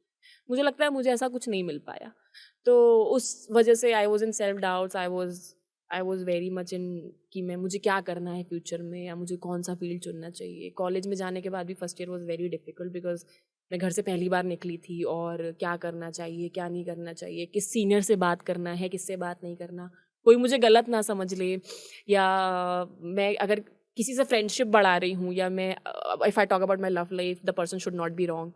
बहुत असमंजस था। और अगर आप अच्छे होते हैं ना चीज़ों में, तो व्हाट यू अट्रैक्ट जलन also, you attract jealousy with that. तो उस चीज़ से कोप अप करना, और मैं ये बात मानती हूँ, ये सच है कि लड़कियों में ही ज़्यादा होता है। Okay. तो उस चीज़ से डील करना बहुत डिफिकल्ट होता है। एक लड़की हमेशा दूसरी लड़की से जेलस करती है। होता है। Female friendships, positive female friendships, healthy female friendships बहुत कम मिलते हैं, बहुत वैल्यूबल होते हैं, और वो तो इतनी आसानी से तो नहीं मिलते। थैंकफुली अब इतना टाइम बाद I know how people are, तो I have very good friends with me. तो बस उस टाइम मैं अपने गेम से दूर हो गई, मैंने कॉलेज ज्वाइन कर लिया, लॉकडाउन लग गया, एंड क्या करे। In lockdown with the help of my mother I got into spirituality. I got to know how these things work, how you can work on yourself with the help of all these things, and my mother was always there to listen to me, always there to guide me, to advise me. So मेरे लिए तो पहली भगवान मेरी वही है। मैं अभी भी उनके परे कभी नहीं जाती। अगर उन्होंने बोल दिया यहाँ से नहीं हटना है, तो वहाँ से नहीं हटना है, और उनके सारे डिसीजंस हमेशा सही होते हैं। वो ऐसा नहीं कि वो मुझे किसी चीज़ के लिए प्रेशराइज करती हैं या दबाव में डालती हैं, उन्होंने मुझे पूरी फ्रीडम दे के रखी है, उन्होंने और मेरे पिता ने भी। लेकिन हमारी आपस में बैठ जाती है सही, तो सारी चीज़ें सही होती चली जाती है। ऐसे जनरली क्यों बोलते हैं कि एक फीमेल ही दूसरे फीमेल की सबसे बड़ी दुश्मन होती है? क्योंकि ऐसा होता है। I don't know, females are wired like that I guess, कि उनसे हो नहीं पाता। फिर परवरिश की बात कर लेंगे तो शायद। उनको क्या दूसरों की खुशियाँ अच्छी नहीं लगती देखते हुए? आई डोंट नो या उनको। दूसरी फीमेल को ग्रो करते हुए उनको देखना अच्छा नहीं लगता? मुझे पता नहीं है एक्चुअली, क्योंकि मुझे तो बचपन से हमेशा यही सिखाया गया है कि जलो मत, कॉम्पीट करो, जलो मत, बराबरी करो, जलो मत, आगे निकल के बताओ। तो मेरे अंदर कभी वो चीज़ नहीं आया। I was never jealous to anyone. I guess none of my friend will say that about me. और मुझे लगता है कि जब आपको ये पता है ना कि सामने वाला आपसे बहुत अच्छा है, और आप कोशिश कर रहे हैं, आप फिर भी नहीं कर पा रहे, तो मे बी वो वाली फीलिंग आपके अंदर जेलेसी लेके आ सकती है। आप जब खुद से सामने वाले को कंपेयर करने लगते हैं, आप अपने कैलिबर्स को या अपने गोल्स की तरफ जब आप फोकस नहीं रहते और आप कंपैरिजन में घुस जाते हैं, तो that brings jealousy I guess. और मुझे लगता है फीमेल्स में ज़्यादा होता होगा, क्योंकि उनका दिमाग 10 जगह भागता है। Female brains are more active than mens I guess. So that's mens are more focused. हाँ, मे बी दैट्स राइट। तो आपको लगता है कि स्पोर्ट्स आज भी मेल डोमिनेटेड है? बिल्कुल है। एक्चुअली ओलंपिक्स में जब पीवी सिंधु मेडल लेके आई थी, और मीराबाई, उस टाइम हमारी शायद 2 ही फीमेल्स थी जो मेडल लेके आई थी। इसके बावजूद भी जब आप आजकल का सिनेरियो देखेंगे ना, तो फीमेल्स को उतना, मैं गवर्नमेंट की बात नहीं करूँगी, तो घरों की दिक्कत है। गवर्नमेंट तो पूरी तरीके से सपोर्ट कर रही है, बहुत सारी स्कीम्स लेके आ रही है, जिसका फ़ायदा भी मिल रहा है लड़कियों को, क्योंकि मैंने देखा है। लेकिन जब घर से ही वो बढ़ावा नहीं मिल पाएगा, जब घर में ही डिफ्रेंशिएशन है कि अगर तुम रात को अकेली आओगी तो क्या होगा, अगर तुम छोटे कपड़े पहनोगी तो क्या होगा, तुम्हारी बॉडी चेंज हो जाएगी, तुम्हारे शरीर का रंग बदल जाएगा, तुम्हें कौन पसंद करेगा, स्ट्रक्चर पूरी चेंज हो जाता है। चेंज हो जाता है। तुम्हारे, तुमसे शादी कौन करेगा, वेट ट्रेनिंग तुम लड़कों के साथ करोगी, लड़कों के साथ ही ट्रेनिंग करोगी, people will talk about you. So all these things ना, ये सारी चीज़ें पेरेंट्स के दिमाग में घर करके बैठी हुई हैं। जब तक बहुत ड्रास्टिक चेंजेस नहीं आएंगे, तब तक फीमेल्स कैसे आगे बढ़ पाएंगी? तो मुझे लगता है बहुत ज़्यादा बड़ा पॉइंट है। ऐसे पेरेंट्स को क्या बोलना चाहते हो? ऐसे पेरेंट्स को मैं ये बोलना चाहती हूँ कि एक बार अपनी बेटी को मौका दो। यहाँ के हर घर से पीवी सिंधु और मीराबाई निकलेंगी, ये मैं आपको बोल सकती हूँ, बिकॉज हमारे टैलेंट की कमी नहीं है, हमारे यहाँ सिर्फ सोच की दिक्कत है। अगर वो सपोर्ट कर देंगे ना, हर किसी की लाइफ में, जाकिर खान बोलते हैं, हर किसी की लाइफ में एक ऐसा बंदा होना चाहिए जो सिर्फ ये बोलते कि तू जा, मैं खड़ा हूँ। तो आप पेरेंट्स हो, आपकी ही ये रिस्पॉन्सिबिलिटी कि आप अपने बच्चे को बोलो तुम्हारा जो मन है वो करो, हम देख लेंगे हमें क्या करना है, हम तुम्हें सपोर्ट करेंगे। पर पेरेंट्स को ये लगता है कि स्पोर्ट्स में बच्चों का फ्यूचर खराब हो जाएगा, लॉन्ग टर्म में वो ज़्यादा अच्छा कर नहीं पाएंगे, पैसा नहीं कमा पाएंगे, इंजरीज हो जाएंगी, शक्ल खराब हो सकती है, कुछ भी हो सकता है। आप एक बात बताइए, बहुत सारे पेरेंट्स की लाइफ अपने बच्चों के फाइनेंशियल स्टेबिलिटी पे डिपेंड होती है। कल को ये कुछ नहीं कर पाएगा तो हमको कौन देखेगा? फॉरेन में क्या होता है ना, बच्चों को 18 साल की उम्र से बाहर कर देते हैं, वो अपना देखेंगे, हम अपना देखेंगे। तो हमारे यहाँ ये वाली, मैं ये नहीं बोल रही कि आप पाश्चात्य संस्कृति को अपना लें, जहाँ से भी हमें कुछ अच्छा मिलता है हम उसको ले क्यों नहीं पाते? आप क्यों अपने बच्चों पर डिपेंडेंट हैं? आप क्यों उनको वो नहीं करने देना चाहते जिसमें उनको खुशी मिलती है? एक ही तो जीवन मिला है। नहीं, उनको ऐसा लगता है कि अगर बच्चा गया, ठीक है, तो लॉन्ग टर्म में, क्योंकि क्या है, बहुत सारे लोग जिन्होंने स्पोर्ट्स में बहुत अच्छा किया है, don't quote me wrong, but आज वो ठेला चला रहा है। समय चेंज हो गया बहुत ज़्यादा। नहीं, अग्री। हाँ, हाँ। तो मैं पेरेंट्स की तरफ से बोल रहा हाँ, हूँ, ठीक है? हाँ। मैं ये नहीं बोल रहा हूँ कि स्पोर्ट्स खराब है, क्योंकि मैं खुद स्पोर्ट्स में रह चुका हूँ। आई एम नॉट अगेंस्ट स्पोर्ट्स। तो लोगों को लगता है या पेरेंट्स को लगता है कि आगे भविष्य क्या है बच्चों का, क्योंकि अगर एक क्रिकेटर है और एक जैसे सचिन तेंदुलकर है, उन्होंने अपनी लाइफ में बहुत अचीव किया है, मतलब ज़बरदस्त से ज़्यादा, ज़रूरत से ज़्यादा अचीव किया है। बहुत पैसा है उनके पास, इतना पैसा है इनकी पुश्ते खा सकते हैं बैठ के। तो वहाँ ठीक है, बट क्योंकि क्रिकेट का बहुत हाइप है हमारे इंडिया में। बट अगर मैं बाकी स्पोर्ट्स के बारे में बात करूँ, जैसे मैं समझ लो for an example kho kho की बात करूँ, अगर कोई फीमेल खो खो में बहुत अच्छी है तो उसका भविष्य आगे क्या है? कुछ नहीं है। आगे वो कैसे जस्टिफाई करेगी अपने पेरेंट्स को कि हाँ, इस फील्ड में अच्छा होने से मैं पैसा कमा सकती हूँ देखिए, और मैं अपनी लाइफ अच्छी रख सकती हूँ। भले पेरेंट्स को कोई एक्सपेक्टेशन नहीं कि वो उनको पाले, सही बात। पेरेंट्स को लगता है कि वो अपने आप को तो पाल ले। जी, जी, जी। सही कह रहे हैं, आप सही कह रहे हैं और पेरेंट्स के इंटेंशन कभी गलत नहीं होते। उनके अपने बच्चों के लिए इंटेंशंस तो हमेशा सही ही होंगे। हमारे इंडिया में एक चीज़ चलती है कि किसी काम को कर रहे हो तो उसी काम को करो। आप मल्टीटास्कर नहीं हो सकते। आपको किसने बोला कि आप स्पोर्ट्स करो तो आप पढ़ाई छोड़ दो? किसी ने नहीं बोला आपको। I pursued sports, I am a good sports person, I am the topper of my college. Why you can not? मतलब आप भी कर सकते हो ऐसा। आप जब स्पोर्ट्स और पढ़ाई को एक साथ रखोगे तो आपके पास एक और ऑप्शन रहेगा ना, और पढ़ाई इज़ मैंडेटरी। मैंने ये डिफरेंस देखा है। जो भी स्पोर्ट्स पर्सन पढ़ाई में टोटली इन्वॉल्व है वो काफ़ी अच्छा कर रहा है उसके कंपैरिजन में जो पढ़ाई नहीं करता। मेरे कोच भी ऐसा बोलते हैं कि पढ़ाई करना बहुत ज़्यादा ज़रूरी है। आपके अंदर मिनिमम एबिलिटी तो होना चाहिए कि you are able to think, you are able to think. आप डिफरेंस कर पा रहे हो, आप अपने आप को डिफरेंस करना बता पा रहे हो। आप अगर आपका दिमाग तेज़ नहीं होगा तो आपको जो चीज़ें, जो ट्रिक्स सिखाई जा रही हैं, जो स्किल्स सिखाई जा रही है, आप उसको ग्रैब कैसे करोगे? तो वो डिफरेंशिएशन वाली एबिलिटी तभी आती है जब आप लिटरेचर या पढ़ाई में या और भी फील्ड्स में इन्वॉल्व रहते हो, आप एक्टिव रहते हो दिमाग से।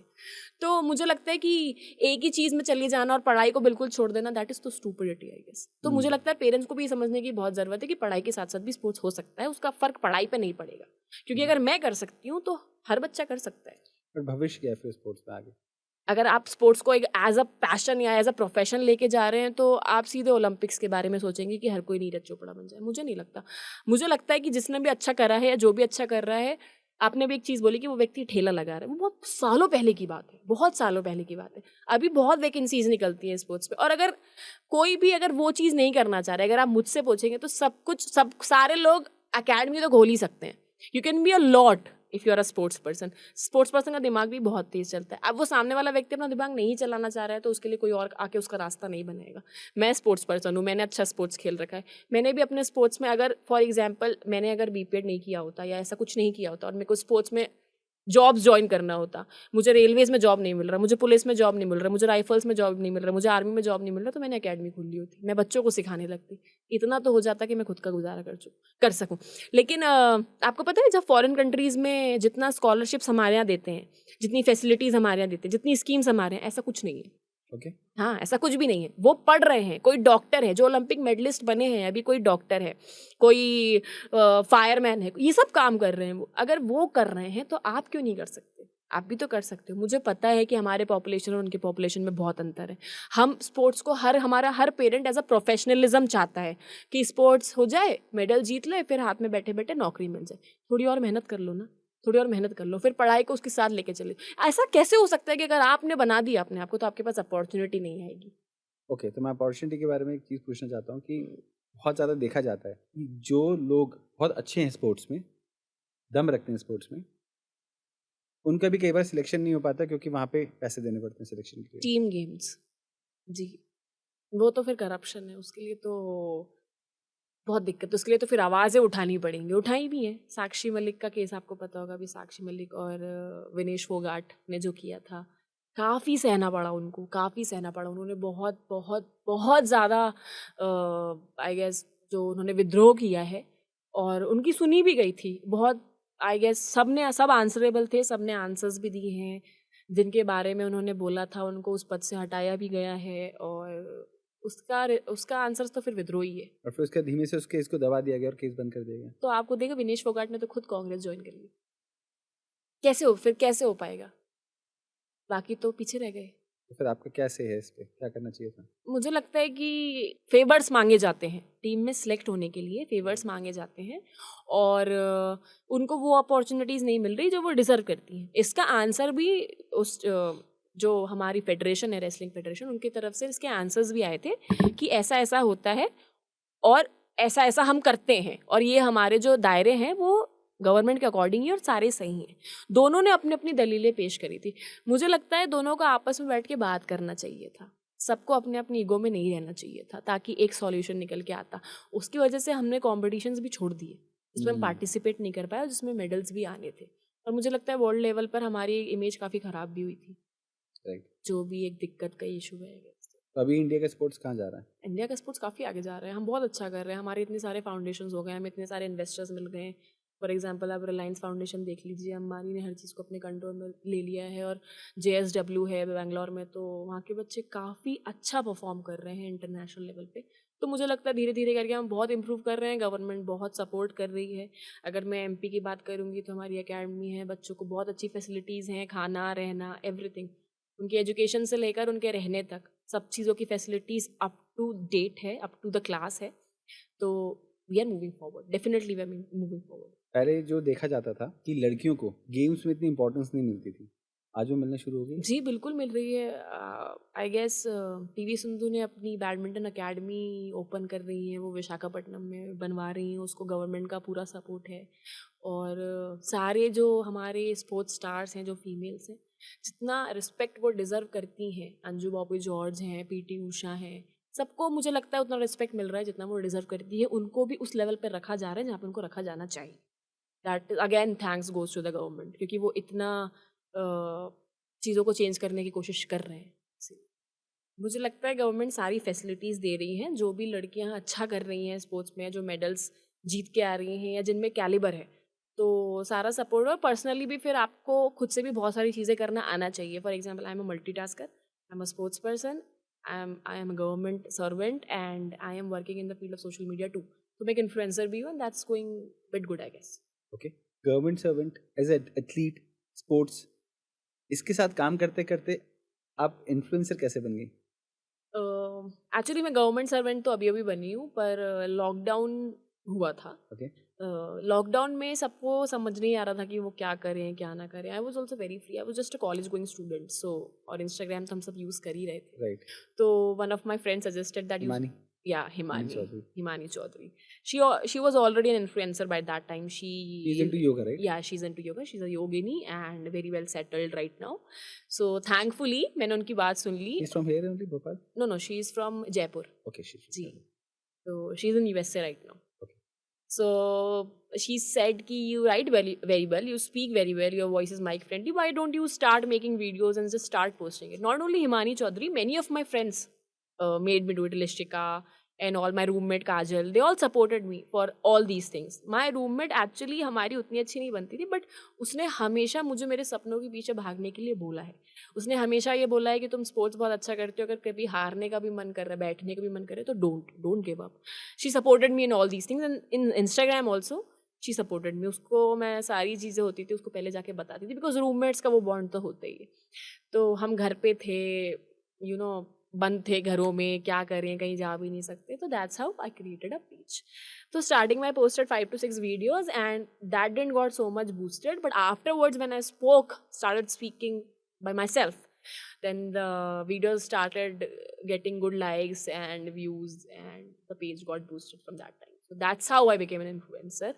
मुझे ये सब पता भी नहीं था कि इन्फ्लुएंसर क्या होता है, ब्रांड कोलैब्स क्या होते हैं, रीच क्या होती है, इतने फॉलोअर्स क्या होते हैं, what's the value of being in millions. I didn't know, I never knew that and that was not my intention to make the page. I just made it because I loved speaking and I loved writing, so people loved it and that's how it began. तो फिर ऐसी कौन सी गलती कर दी थी जिससे आपका page delete हो गया था?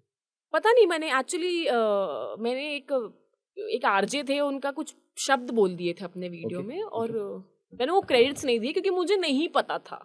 Okay. मैंने इंटेंशनली नहीं किया था। I never copied him. But I guess कई बार होता है हमको कुछ शब्द पसंद आ जाते हैं तो हम तो बोल देते हैं। हाँ तो और मुझे लगता है कि जितना व्यू उनको नहीं मिला था उस पे, उतना मेरी, तो उनको मैंने फिर बाद में उनको क्रेडिट्स दिया जब उन्होंने मुझे बोला और मुझे पता चला कि ऐसा कुछ होता भी है। But by that time I guess it was too late and my page got deleted. okay. Then I made a page again. और फिर वो फिर से बूस्ट हो गया। पोस्ट हो गया। तो आपने एल्गोरिथम्स को क्रैक कैसे किया? एल्गोरिथम्स, मुझे ये सब नहीं पता था एल्गोरिथम्स क्या होते हैं। I just used to post whenever I like. Actually मुझे लगता है ना कि कंटेंट क्रिएशन के लिए एक चीज़ बहुत इंपॉर्टेंट, आपका खुश रहना बहुत इंपॉर्टेंट है, आपका फील गुड वाला मोमेंट बहुत इंपॉर्टेंट है, कि आप Right. खुद से बहुत खुश हैं। अगर आप खुद नहीं खुश रहेंगे तो मुझे लगता है आप खुद को उस तरीके से प्रेजेंट नहीं कर पाएंगे, लोग आपको देखना पसंद नहीं करेंगे, लोग आपका वो वाइब भी नहीं पसंद करेंगे। एग्जैक्टली। तो I used to be very happy. I started working out again जब लॉकडाउन ओपन हुआ था। I started going to the track, practicing. तो वहाँ की चीज़ें बोलना, खुद के थॉट्स बोलना, कहीं से कुछ पढ़ा हुआ है अगर वो बोल देना। तो I just used to post whenever I felt like, whenever I wanted to. तो दैट्स हाउ इट वर्क। सबसे बड़ा प्रॉब्लम जो हर एक इन्फ्लुएंसर के लिए होता है, उसको ये लगता है कंटेंट कहाँ से लेके आए। तो अब इतना सारा कंटेंट लेके कैसे आते हो? एक्चुअली सब कुछ इंस्टाग्राम पे बहुत चीज़ें अवेलेबल है। अगर मैं कुछ नहीं लिख पा रही हूँ और किसी कवि ने कुछ लिखा है, तो मेरा जॉनरा तो वही है, पोइट्री, तो मैं वो बोल देती हूँ। और बहुत, मेरी प्रॉब्लम वो नहीं है कंटेंट, मेरी प्रॉब्लम ये है कि मुझे नहीं करना। अब मेरा मन नहीं हो रहा, मुझे नहीं एक्टिव रहना, मुझे नहीं चलाना, मुझे नहीं स्क्रीन टाइम करना 4-4 घंटे। इंस्टाग्राम डिमांड स्क्रीन टाइम, आपको पूरे टाइम एक्टिव रहना पड़ेगा इंस्टाग्राम पे। वो चाहेगा कि आप लोगों से इंटरेक्ट करें, आप स्टोरीज पोस्ट करें, लोगों को आकर्षित करें। तो कभी कभी आप नहीं चाहते वो सब चीज़ें करना, आप Right. चाहते हैं कि आप सॉलिट्यूड में रहें, आपको अकेले Exactly. रहना पसंद होता है, आप इन सब चीज़ों से इतना परेशान हो जाते हैं कि आप दूर जाना चाहते हैं। Right. उस मोमेंट में उस पे एक्टिव रहना और उसके फॉलोअर्स को एंगेज रखना, दैट इज़ वेरी डिफिकल्ट। तो वो डिफिकल्ट पार्ट है मेरे लिए। Content was never a difficult part for me, I guess. लोग हमेशा आपका हंसता हुआ चेहरा ही देखना चाहते हैं। जी। कभी ऐसा हुआ है कि आपका मूड अच्छा नहीं है और खराब मूड में भी आपने कुछ बना के डाल दिया? नहीं, ऐसा नहीं हुआ। मैं ऐसा नहीं कर पाती, मैं फेक बिहेव नहीं कर पाती, मुझसे नहीं हो पाता। Okay. एक मोमेंट पे ऐसा भी हुआ था when I was not my self, when I was in college. Page के 150 के फॉलोअर्स डाउन हो गए थे, कैसे? फॉलोअर्स कम हो गए थे, क्योंकि मैं कुछ पोस्ट ही नहीं करी। I was not active for 3 months on that page, कुछ पोस्ट नहीं करा, बीच में एक आध स्टोरी पोस्ट कर दी। तो 150 के इन दोनों के बीच में मेरे फॉलोअर्स कम हो गए थे। फिर again my mother, my friends got into it, they help me और बहुत मोटिवेट किया कि it's okay, but that is your page, people want to see you, people want to listen to you. Then I started posting again, and in just 4 months I got 500K followers. That means I got 1 million followers again. So it was a good time. It was a very good time. अभी school जाने के बाद फिर से I got unactive, तो it went from 1 million to 985K. ओहो। So I started working on it again. So yeah, Instagram is like that, I guess. तो influencer की कोई फाइनेंशियल ग्रोथ है अच्छी? हाँ, आपको पता है, I was watching a podcast, तो influencers earn 15 to 16K per month. 80 lakhs per month influencers earn सारे प्लेटफॉर्म से। अगर वो they are working in that field, they are living at that place. For example, I am not living in Mumbai और Delhi right now, और मेरा main field influencing ही नहीं है। But अगर मेरा मेन फील्ड वो होता या मैं मुंबई और दिल्ली में रहती, तो I might have been earning that amount of money. So yeah, it is a very good field अगर आपको पता है कि आप किस तरीके से काम कर रहे हैं और उससे पैसा कैसे बनाया जा सकता है। That is very important. तो आज भावना के फ्यूचर के क्या ड्रीम्स हैं? क्या करना है आगे, क्या करना है लाइफ में? मैंने बेसिकली अपने ड्रीम्स किसी को नहीं बताना चाहिए, लेकिन फिर भी मैं अभी अपना स्पोर्ट्स फिर से स्टार्ट करना चाहती हूँ, क्योंकि मुझे ऐसा लगता है कि अब मैंने जब से छोड़ दिया तो मुझे रात को नींद नहीं आती, क्योंकि मुझे मेरे सपने सोने ही नहीं देते। अगर आप भी उतना ज़्यादा ड्रिवन है तो आपको भी आपके सपने सोने नहीं देंगे। तो मैं फिर से अपने ट्रैक पे जाना चाहती हूँ। वो जो तेज़ दौड़ने के बाद जब आप अपनी सांस फील करते हैं, आप हाँफते हैं, मैं वो फील करना चाहती हूँ। मैं फिर से बैठना चाहती हूँ अपने ट्रैक पे, रोना चाहती हूँ कि नहीं हो पा रहा, मैं फिर से अपने कोच की डांट सुनना चाहती हूँ। मैं वही करना चाहती हूँ, और मैं साइड बाय साइड अपनी स्टडीज़ को नहीं छोड़ूंगी, मैं ज़रूर लेके चलूँगी, मुझे पढ़ना पसंद है। तो for now I just want to get back to my sports. तो फिर घर से शादी के लिए प्रेशर नहीं आता? जैसे कि मैंने अभी बताया था, my father never supported me for sports, क्योंकि उनका इंटेंशन ठीक था। जैसे आपने बाकी पेरेंट्स की बात करी थी कि हमारे यहाँ लड़कियों के लिए स्पोर्ट्स में होती है अपॉर्चुनिटीज़, पेरेंट्स को नहीं दिखती। Same my father is also like that. लेकिन मेरे पापा की एक बहुत अच्छी बात है, जब बाकी लोग, बाकी पेरेंट्स अपनी बच्चियों को किचन में चूल्हा चौका सिखा रहे थे, तो मेरे पिता मुझे आसमान में उड़ना बता रहे थे. He never stopped me for anything. He always gave me wings कि तुम्हें मैं कभी नहीं रोकूंगा, तुम्हें मैं कभी ये नहीं बोलूंगा कि तुम किचन में बैठो, या तुम्हें मैं कभी नहीं बताऊंगा कि दायरे क्या होते हैं. तुम्हें जो करना है तुम वो करो. इफ माई मदर सेड कि बेटू काम करवा लो, माई निकनेम इज बेटू, कि हेल्प कर दो, तो he said why you are forcing her, just let her study, या just let her do whatever she want to do. तो he is my backbone actually, he is my superhero, is too handsome. And तो उन्होंने, मुझे नहीं लगता कि वो मुझे शादी जैसे मैटर के लिए कभी फोर्स करेंगे. उन्होंने मुझे बताया था कि जब मैं पैदा हुई थी, हम 2 सिबलिंग्स हैं, मैं हूँ और मेरा छोटा भाई है, तो जब मैं पैदा हुई थी तो उन्होंने पूरे मोहल्ले में मिठाई बंटवाई थी. It was not such case with him, but for me he was totally very much supportive. और शादी वाला जब केस आएगा, तो जब जिस लड़की की परवरिश एक बेटे जैसी कर रखी हो, या जिसको कभी ये समझने ही नहीं बताया ही नहीं गया कोई लड़का या लड़की क्या होता है, तुम भी मेरा बच्चा हो, वो भी मेरा बच्चा है, तो मुझे नहीं लगता कि उनकी तरफ से ये वाली चीज़ कभी आएगी. मुझे इस चीज़ में चॉइस की पूरी फ्रीडम है. जब तक मैं वेट करना चाहूँ, या जब तक मैं रेडी नहीं हूँ, जब तक मैं नहीं बोल दूँ, तब तक वो कुछ नहीं थी.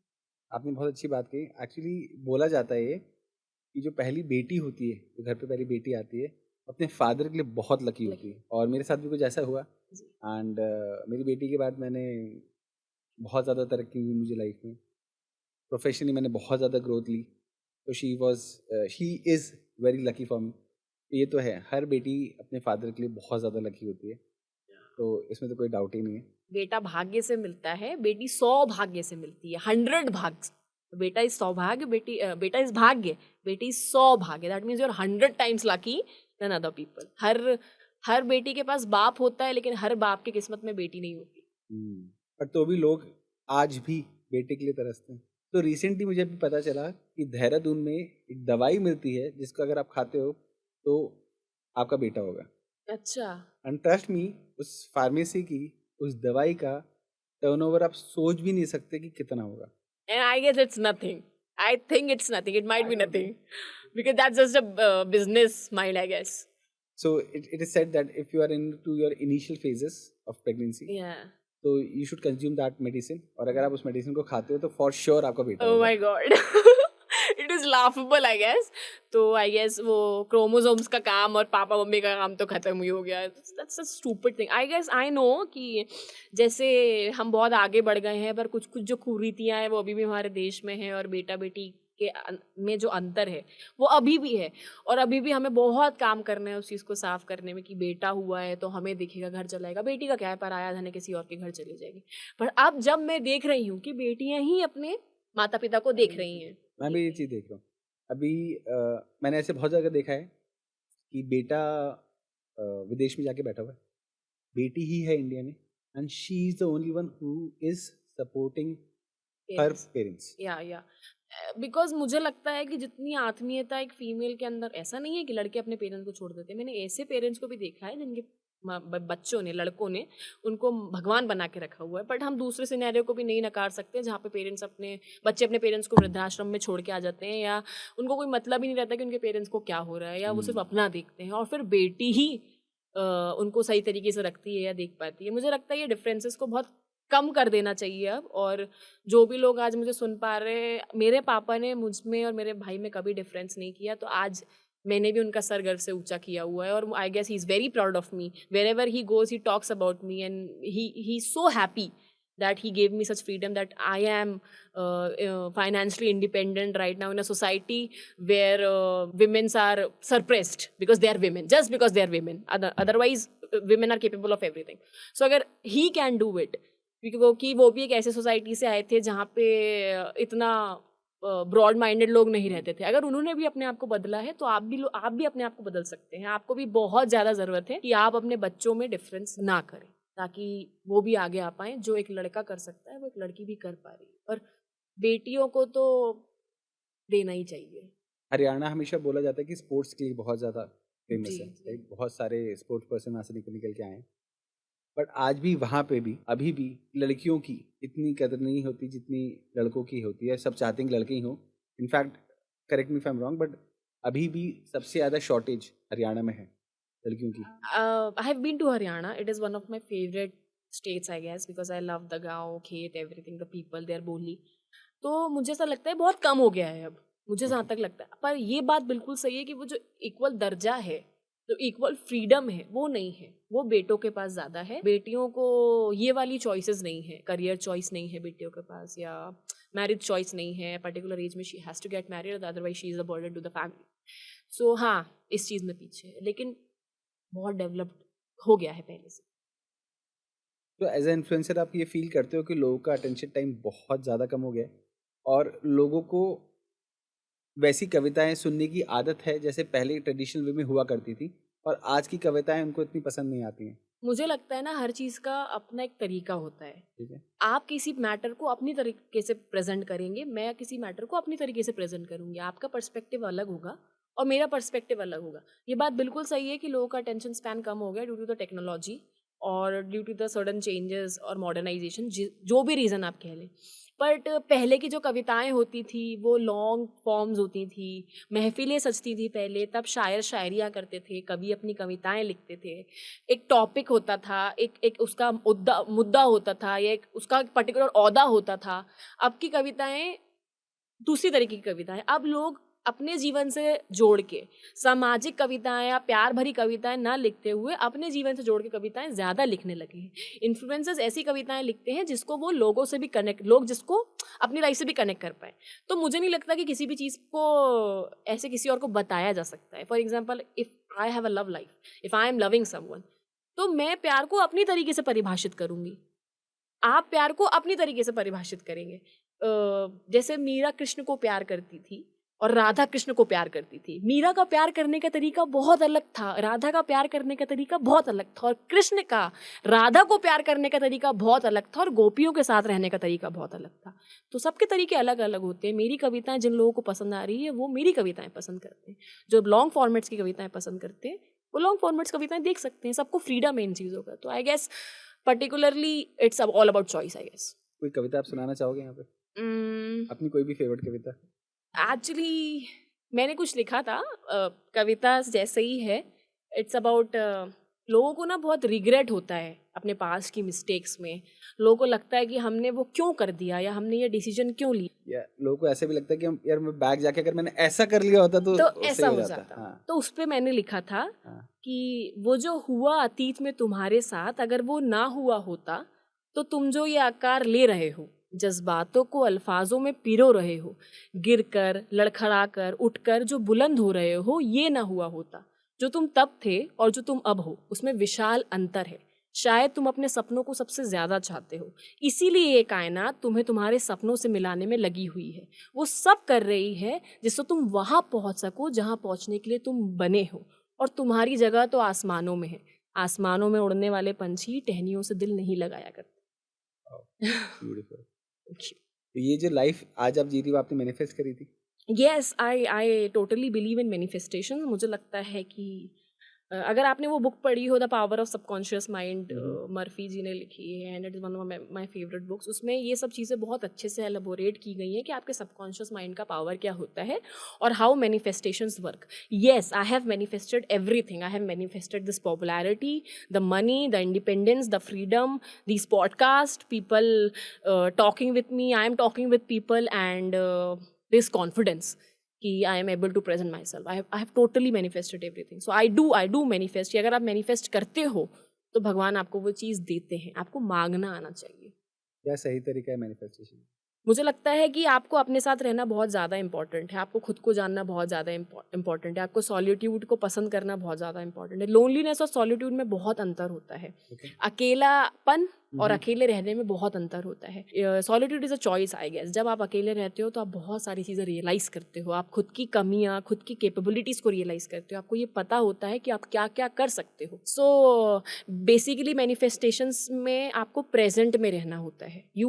You believe that you already have all those things that you desire. If I am talking about manifestations, if I want a gold medal in my future, I'll believe it that I have that gold medal because I want it and I'm capable of it. That's how manifestations work, and it comes to you. It comes to you. You have to attract it. Attraction works. Law of attraction works. आपकी exact क्या trick है जिससे आप ये सब चीजें manifest कर पा रहे हो लाइफ में? मुझे लगता है क्योंकि आज आप जो लाइफ जी रहे हो वो बहुत सारे लोगों का सपना है। जी ऑफ कोर्स। मेरी तो विशेष यही है कि सब तो बहुत अच्छा जीवन जिए। और किसी दिन किसी समय भावना ने भी ये सपना देखा था, हाँ ऑफ कोर्स। तो वो एग्जैक्ट क्या ट्रिक है, क्या तरीका है जिससे भावना ने ये सारी चीजें अपनी लाइफ में मैनिफेस्ट करी? मुझे लगता है फियर ऑफ फेलियर का डर, जो फियर ऑफ फेलियर है वो बहुत रिड्यूस करना पड़ेगा आपको अपने कॉन्फिडेंस से और सेल्फ बिलीफ से। आपको बहुत सारे लोग आके बोलेंगे कि ये बहुत बड़ी चीज़ है। मुझे बहुत सारे लोगों ने बोला था 1 million it will take time, और government job, why should I talk about other people. My father he struggled a lot in his life, so उनकी बेसिक कुछ जो मेंटालिटीज़ है उन्होंने वो बातें हमें भी बताई थी कि बेटा गवर्नमेंट जॉब पाना आसान नहीं है। जाहिर सी बात है, India is a very populated country, opportunities are very less, people are so much, so it is not easy to pursue a government job और to pursue any other job. So उन्होंने भी बोला था, but still if you are capable enough, if you believe in yourself, तो आपका पैर अंगद का पैर हो जाता है, जिसको हिलाना बहुत आई गेस इम्पॉसिबल है। और अगर मुझे लगता है कि आपको ये बिलीव है कि आप किसी फील्ड में जा रहे हैं और अगर आप कुछ कर सकते हैं, आपके अंदर उतनी हिम्मत है, आपको फियर ऑफ फेलियर नहीं है कि अगर फेल भी हो जाऊंगा तो कोई फ़र्क नहीं पड़ता, मुझे ये रिग्रेट नहीं रहना चाहिए कि मैंने कोशिश भी नहीं करी, और आप वो पहला कदम ले लेते हैं ना, तो भगवान भी आपके साथ खड़े हो जाते हैं। मुझे ऐसा लगता है। मैं आपको अपना एग्जैक्ट तरीका बता देती हूँ कि what I did for manifestations और to achieve whatever I wanted in my life. मुझे ना प्लान्स फॉलो करना बहुत पसंद है, और हाँ अगर आप चीज़ों को लिख लेते हैं ना तो आधी प्रॉब्लम्स तो वहीं सॉल्व हो जाती हैं। A problem written is half problem solved. So I write basically what I want to achieve, या इस पर्टिकुलर सिनेरियो और इस पर्टिकुलर टाइम में मुझे ये सारी चीज़ें करना है, तो मैं सबसे पहले उन चीज़ों को लिखना पसंद करती हूँ, और मुझे वो चीज़ें दिखनी चाहिए, तो I paste it on my wall, या मैं अपने बोर्ड पे उसको चिपका दूंगी, विजन बोर्ड, या मैं उसको बार बार देखना पसंद करूंगी, या मैं अपनी डायरी में बार बार देखना और उस चीज़ को एलेबोरेट करके लिखना पसंद करूंगी, इस चीज़ पे मैंने आज क्या काम किया, और जो भी मैंने लिखा है डेली हाफ एन आवर और 1 आवर मैं उसको दूंगी।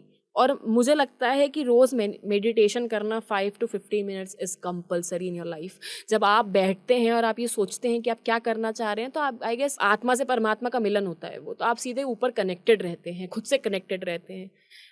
Secondly and thirdly, talk with God. भगवान से बात करना बहुत ज़्यादा ज़रूरी है। उनको सुप्रीम पावर तो वो हैं ही, लेकिन मुझे लगता है कभी कभी आपका कम्युनिकेशन बहुत इंपॉर्टेंट हो जाता है एज अ नॉर्मल पर्सन अपने साथ बिठा के। अगर अर्जुन ने कृष्ण को अपना सखा ना माना हुआ होता तो मुझे नहीं लगता कि कृष्ण भी उनसे इतना फ्रैंक होते या इतना जुड़े हुए होते वो आपस में, और अर्जुन उनसे खुल के इतनी बातें कह पाते, अपनी तकलीफ़ें शेयर कर पाते, या महाभारत में जो भी उनके बीच में वार्तालाप हुआ जो भगवद गीता में लिखा हुआ है वो नहीं हो पाता। लेकिन कृष्ण तो कृष्ण थे, पर अर्जुन की नज़र में वो उनके सखा भी थे। तो आपको भी भगवान को अपने साथ वैसे ही जोड़ना पड़ेगा कि मेरे साथ ये दिक्कतें चल रही हैं, मैं बस आपके पीछे हूँ, आप जो बोलेंगे मैं वैसा ही चलूँगा, और आप सब आप ही को देखना है। किसी भी काम को शुरू करने से पहले आप ये बोल दीजिए कि मैं बस जा रहा हूँ, सब आपके हाथ में। तो he is there, he will always be there, he was there with me, he will be there for you. तो भगवान से और कोई तरीका है बात करने का कि किसी को आदत पड़ जाए कि मैं भगवान से ऐसे बात करूं? मुझे लगता है कि सबके तरीके अलग अलग होते हैं, आप किसी के तरीके को डिफाइन नहीं कर सकते। ज़रूरी नहीं कि फॉर एग्जांपल मेरे कोच हैं, मैं मंदिर में बैठ के भगवान से बात कर सकती हूँ, उनको मंदिर में बैठने की ज़रूरत नहीं है, वो भीड़ में भी बैठ के मेडिटेशन कर लेते हैं, वो 1-1 घंटा 2-2 घंटा शांत बैठे रहते हैं आँख बंद करके, तो वो तब अपने भगवान से बात कर लेते हैं। मैं सामने बैठ के बात कर लेती हूँ। फॉर एग्जाम्पल कोई भीड़ में बैठ के किसी की वीडियो देख रहा है या भगवान की वीडियो देख रहा है, उसके लिए वो प्रीचिंग है। तो सबके तरीके अलग अलग हैं पूजा पाठ के। तो आप पूजा पाठ करती हैं? बिल्कुल।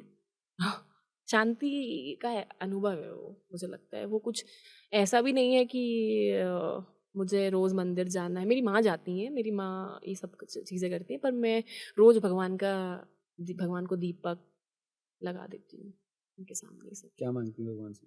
कुछ नहीं मांगती, मैं कुछ नहीं मांगती उनसे, बस हाथ जोड़ लेती हूँ उनके। मुझे ऐसा लगता है कि उनको सब पता है, और बेसिकली मेरे मुँह से सिर्फ यही निकलता है कि ध्यान रखना, बस यही निकलता है और कुछ नहीं निकलता। हाँ, वो बोलते हैं कि आप मांगोगे नहीं तो भगवान को कैसे पता चलेगा, इतने सारे लोग बोल रहे हैं, पर जिसने इतनी बड़ी दुनिया बनाई है, जिसने आपको बनाया, उसने आपके लिए कुछ सोचा भी तो होगा, उसको पता है कि उसको आपको कहाँ लेके जाना है। तो जब मेरा प्लान काम नहीं करेगा तो उनका प्लान काम कर लेगा। कौन से भगवान को मानती हैं आप ज़्यादा? सारे भगवानों को मानती हूँ, सब बराबर ही हैं। क्या है भगवान आपके लिए? मुझे लगता है कि जब मैं गीता के कोट्स बोलती हूँ अपने वीडियोस में, तो सबको लगता है कि ये गलत है, क्योंकि मैं बिल्कुल एकदम कोट नहीं बोलती जिस तरीके से संस्कृत में वो लिखे हुए हैं। मैं सिर्फ उनको उस तरीके से बोल देती हूँ जिस तरीके से मैंने समझा होता है। फिर बहुत सारे लोग जो ज्ञाता हैं वो उस पर कमेंट करते हैं, और मैं उन कमेंट को नज़रअंदाज कर देती हूँ, क्योंकि मुझे लगता है कि सबका मानने का नज़रिया और समझने का नज़रिया अलग है। मुझे लगता है कि भगवान super natural power, super natural force तो सब बोलते ही हैं। मुझे लगता है कि जिस तरीके से मेरी माँ है या जिस तरीके से मेरे पिता हैं, भगवान भी वैसे ही हैं, है ना। आप रो रहे हो तो माँ दूध पिला रही है, या पापा से कुछ मांग रहे हो तो पापा ला के दे रहे हैं, क्योंकि उनको आपकी चिंता है, उनको पता है कि आपके लिए क्या सही है और क्या गलत है। ऐसे ही जब आप भगवान के साथ होते हो तो आप ये महसूस करते हो कि आपके आसपास कुछ नहीं है, आप बस एक सुप्रीम पावर है जो आपके सामने है, आप बैठे हुए हो और आप रो रहे हो। I went to Kedarnath, I know, I just felt this, so I want to share it. I went to Kedarnath, इतना लंबा ट्रैक, रास्ता बहुत पथरीला, फिसलन, घोड़े भी वहीं से जा रहे हैं, हम भी वहीं से जा रहे हैं, सब उतर भी वहीं से रहे। तो व्हेन आई रीच्ड ऊपर, तो बेसिकली 4:30 बजे हम पहुंच गए थे और हमें गर्भगृह में जाने का मौका मिल गया। मेरे को जाते से मैंने हाथ ही नहीं जोड़ा और I started crying, I just started crying. I was like, मैं आई हूँ, मुझे सुन लो, मैं सब बोल रही हूँ, मुझे सुनो, कुछ मत करो, मुझे आप पे जल नहीं चढ़ाना, मुझे आपकी पूजा नहीं करनी, मुझे सुनो। तो मेरे लिए भगवान एक लिसनर है, मैं चाहती हूँ कि वो मुझे सुने। मैं इतना बोलती हूँ तो मैं चाहती हूँ कि वो मुझे सुने। मेरे दिमाग में इतनी सारी चीज़ें चल रही हैं और वो मुझे सुनते हैं, तो मैं उनको सुना देती हूँ अपनी बातें, अपने दुख गा लेती हूँ, नॉर्मल हो जाती हूँ, फिर वो अपने काम पे लग जाते हैं, मैं अपने काम पे लग जाती हूँ। That's how he is for me. So he is a friend to you. He is a friend to me, he is a very good friend to me, he is always there for me. So a friend should always be there for you. आप meditation करते हो? जी जी। कितने सालों से meditation कर रहे हो? Actually जब से मैं अपने कोच से मिली हूँ, जब से मैं स्पोर्ट्स में हूँ, तब से I try to be consistent at it, and तब से मैं मेडिटेट। कुछ फायदा हुआ? जी, मैं बहुत आस्थिर हूँ अपने ब्रेन से। मैं कभी मुझे ये करना होता है, कभी मुझे ये करना होता है, मेरा दिमाग 10 चीज़ों में भागता है।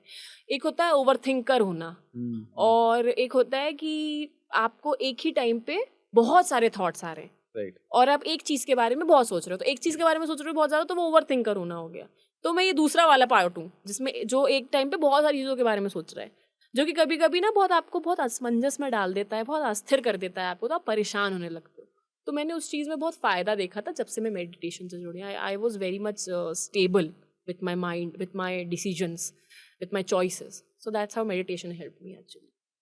स्पोर्ट्स पर्सन को बहुत ज़्यादा बोला जाता है कि आपको फोकस्ड होना बहुत ज़रूरी होता है। एंड कल ही हम भाग मिल्खा भाग मूवी देख रहे थे, and he was also athlete, या और वो रिलेशनशिप में फंस के अपना अर्ज पे होते हैं कि अपना करियर ख़राब कर लें। जी।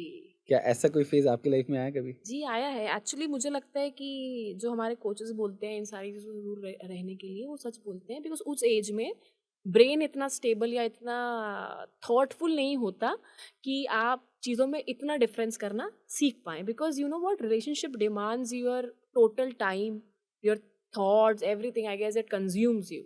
तो स्पोर्ट्स इस चीज़ को सपोर्ट नहीं करेगा। तो मुझे लगता है कि जब दिमाग आ जाए आप में इतना, व्हेन यू आर 23-24, तब मुझे लगता है कि आपको ये सारी चीज़ें करना सही रहता है। उस टाइम पे ऐसा होता है कि आप इस समय इस तरफ ज़्यादा मुड़ने लगते हैं, आप समय देने लगते हैं, आपको you know you are a teenager, you want to have fun, you want to go out, you want to eat good food, you want to make memories, you want to involved in different stuff that is not good for your sports, so that is not good to your game. So मुझे लगता है that is my advice, that stay away from all these things, because it is my personal experience that it will not yield good results.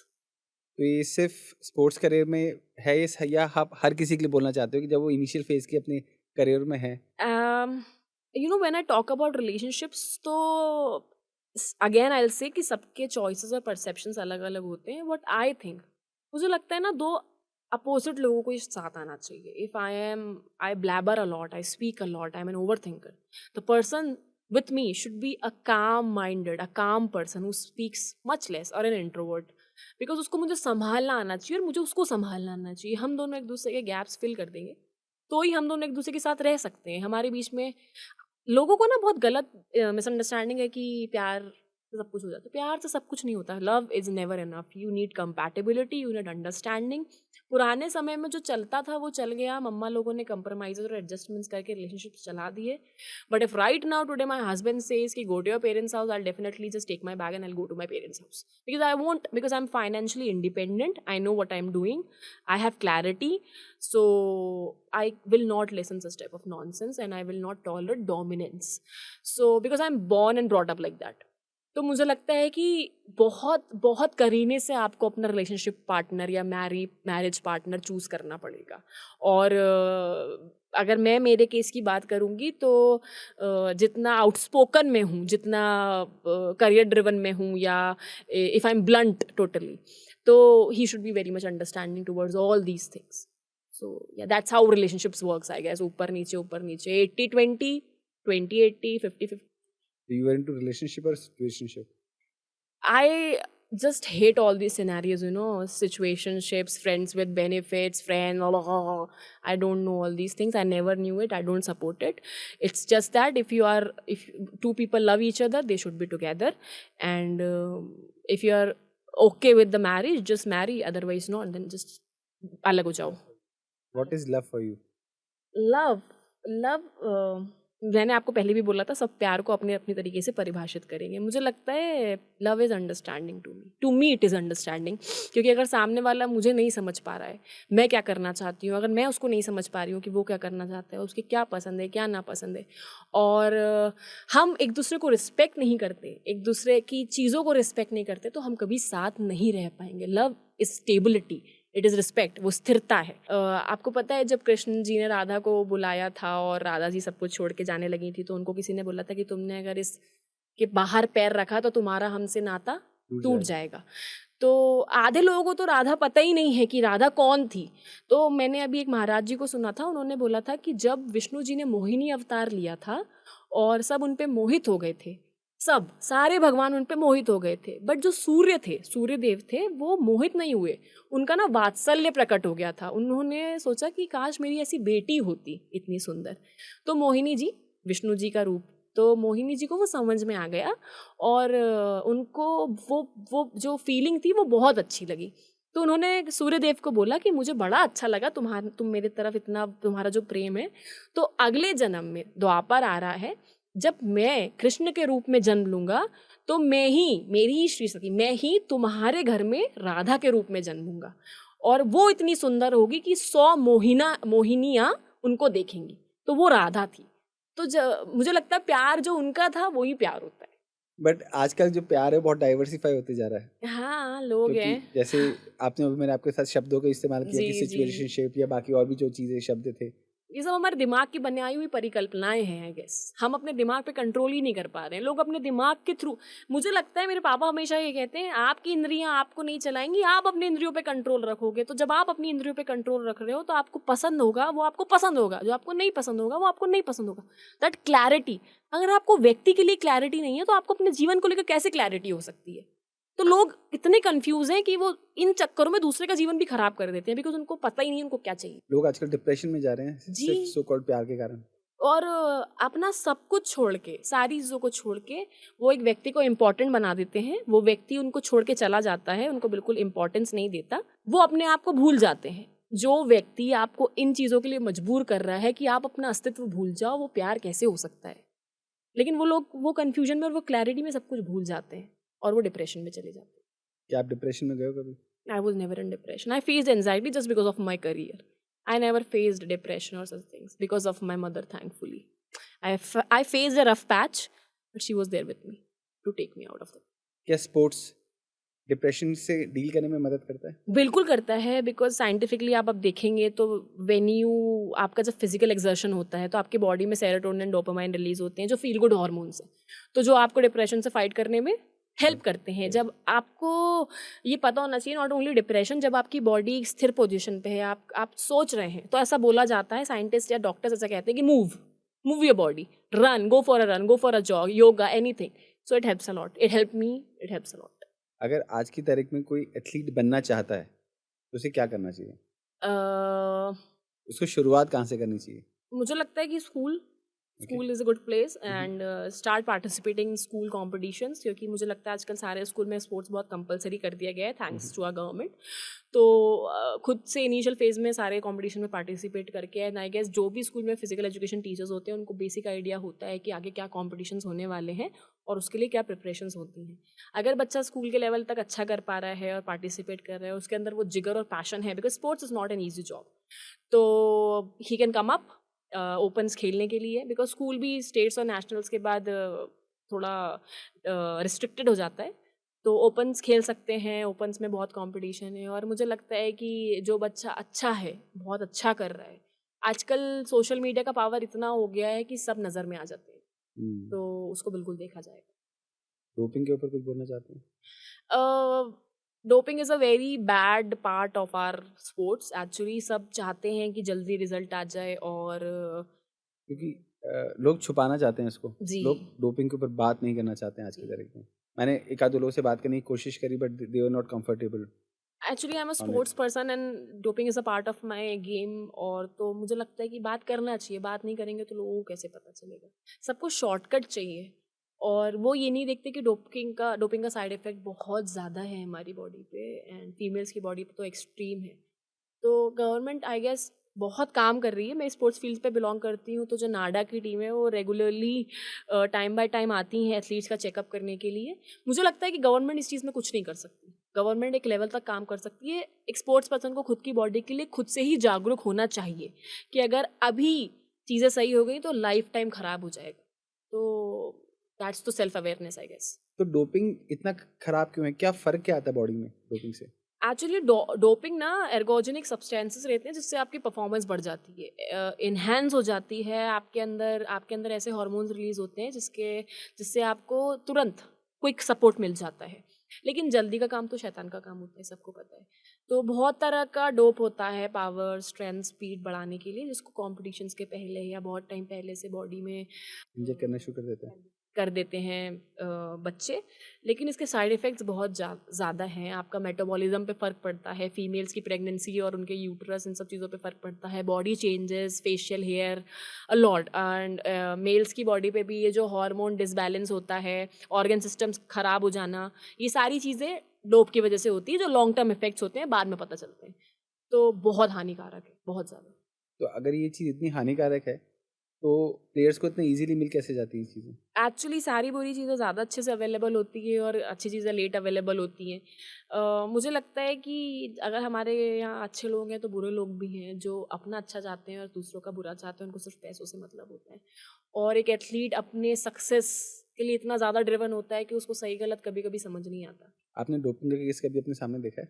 नहीं, मैंने checkups देखे हैं। मैंने dope में अगर कोई एथलीट फंस जाता है तो नाडा तुरंत उस पे बैन लगा देती है। और ये वाला हमारे यहाँ जो सिस्टम है नाडा का वो बहुत फास्ट होता है कॉम्पिटिशन्स में। तुरंत मतलब जो भी उनको लग रहा है, जिसका भी उनको मन है, उसका चेकअप करते हैं, टेस्ट करते हैं और if the person is found guilty then he और शी विल बी बैंड।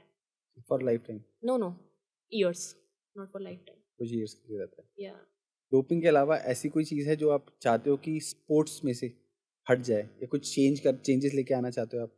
मुझे लगता है कि जो स्पोर्ट्स में जो लड़कियों का और कोचेस का जो इंटरेक्शन होता है ना, उस चीज़ पे बहुत काम किया जाना चाहिए एक्चुअली। और जो साइकोलॉजिस्ट हम प्रोवाइड कर रहे हैं अब, हर हर स्पोर्ट्स टीम को हम एक साइकोलॉजिस्ट देते हैं, उन पे और काम किया जाना चाहिए। Because sports is not about just being physically strong और फिजिकली केपेबल। अगर आपका माइंड, आपका ब्रेन आपको सपोर्ट नहीं कर रहा, अगर आपकी साइकोलॉजी आपको सपोर्ट नहीं कर रही, तो आप कुछ काम नहीं कर पाएंगे। मुझे ऐसा लगता है कि ये कोचेस होते हैं ना, हमारे इंडिया में क्या होता है, कोचेस फीमेल एथलीट्स के साथ काम करने से बहुत डरते हैं।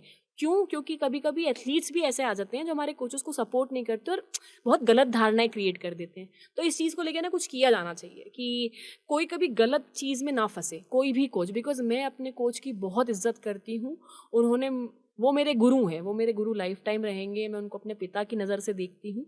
उन्होंने, मुझे लगता है कि अपनी बातों से शायद मेरा जीवन बदलने की पूरी पूरी कोशिश करी और किया भी है उन्होंने ऐसा।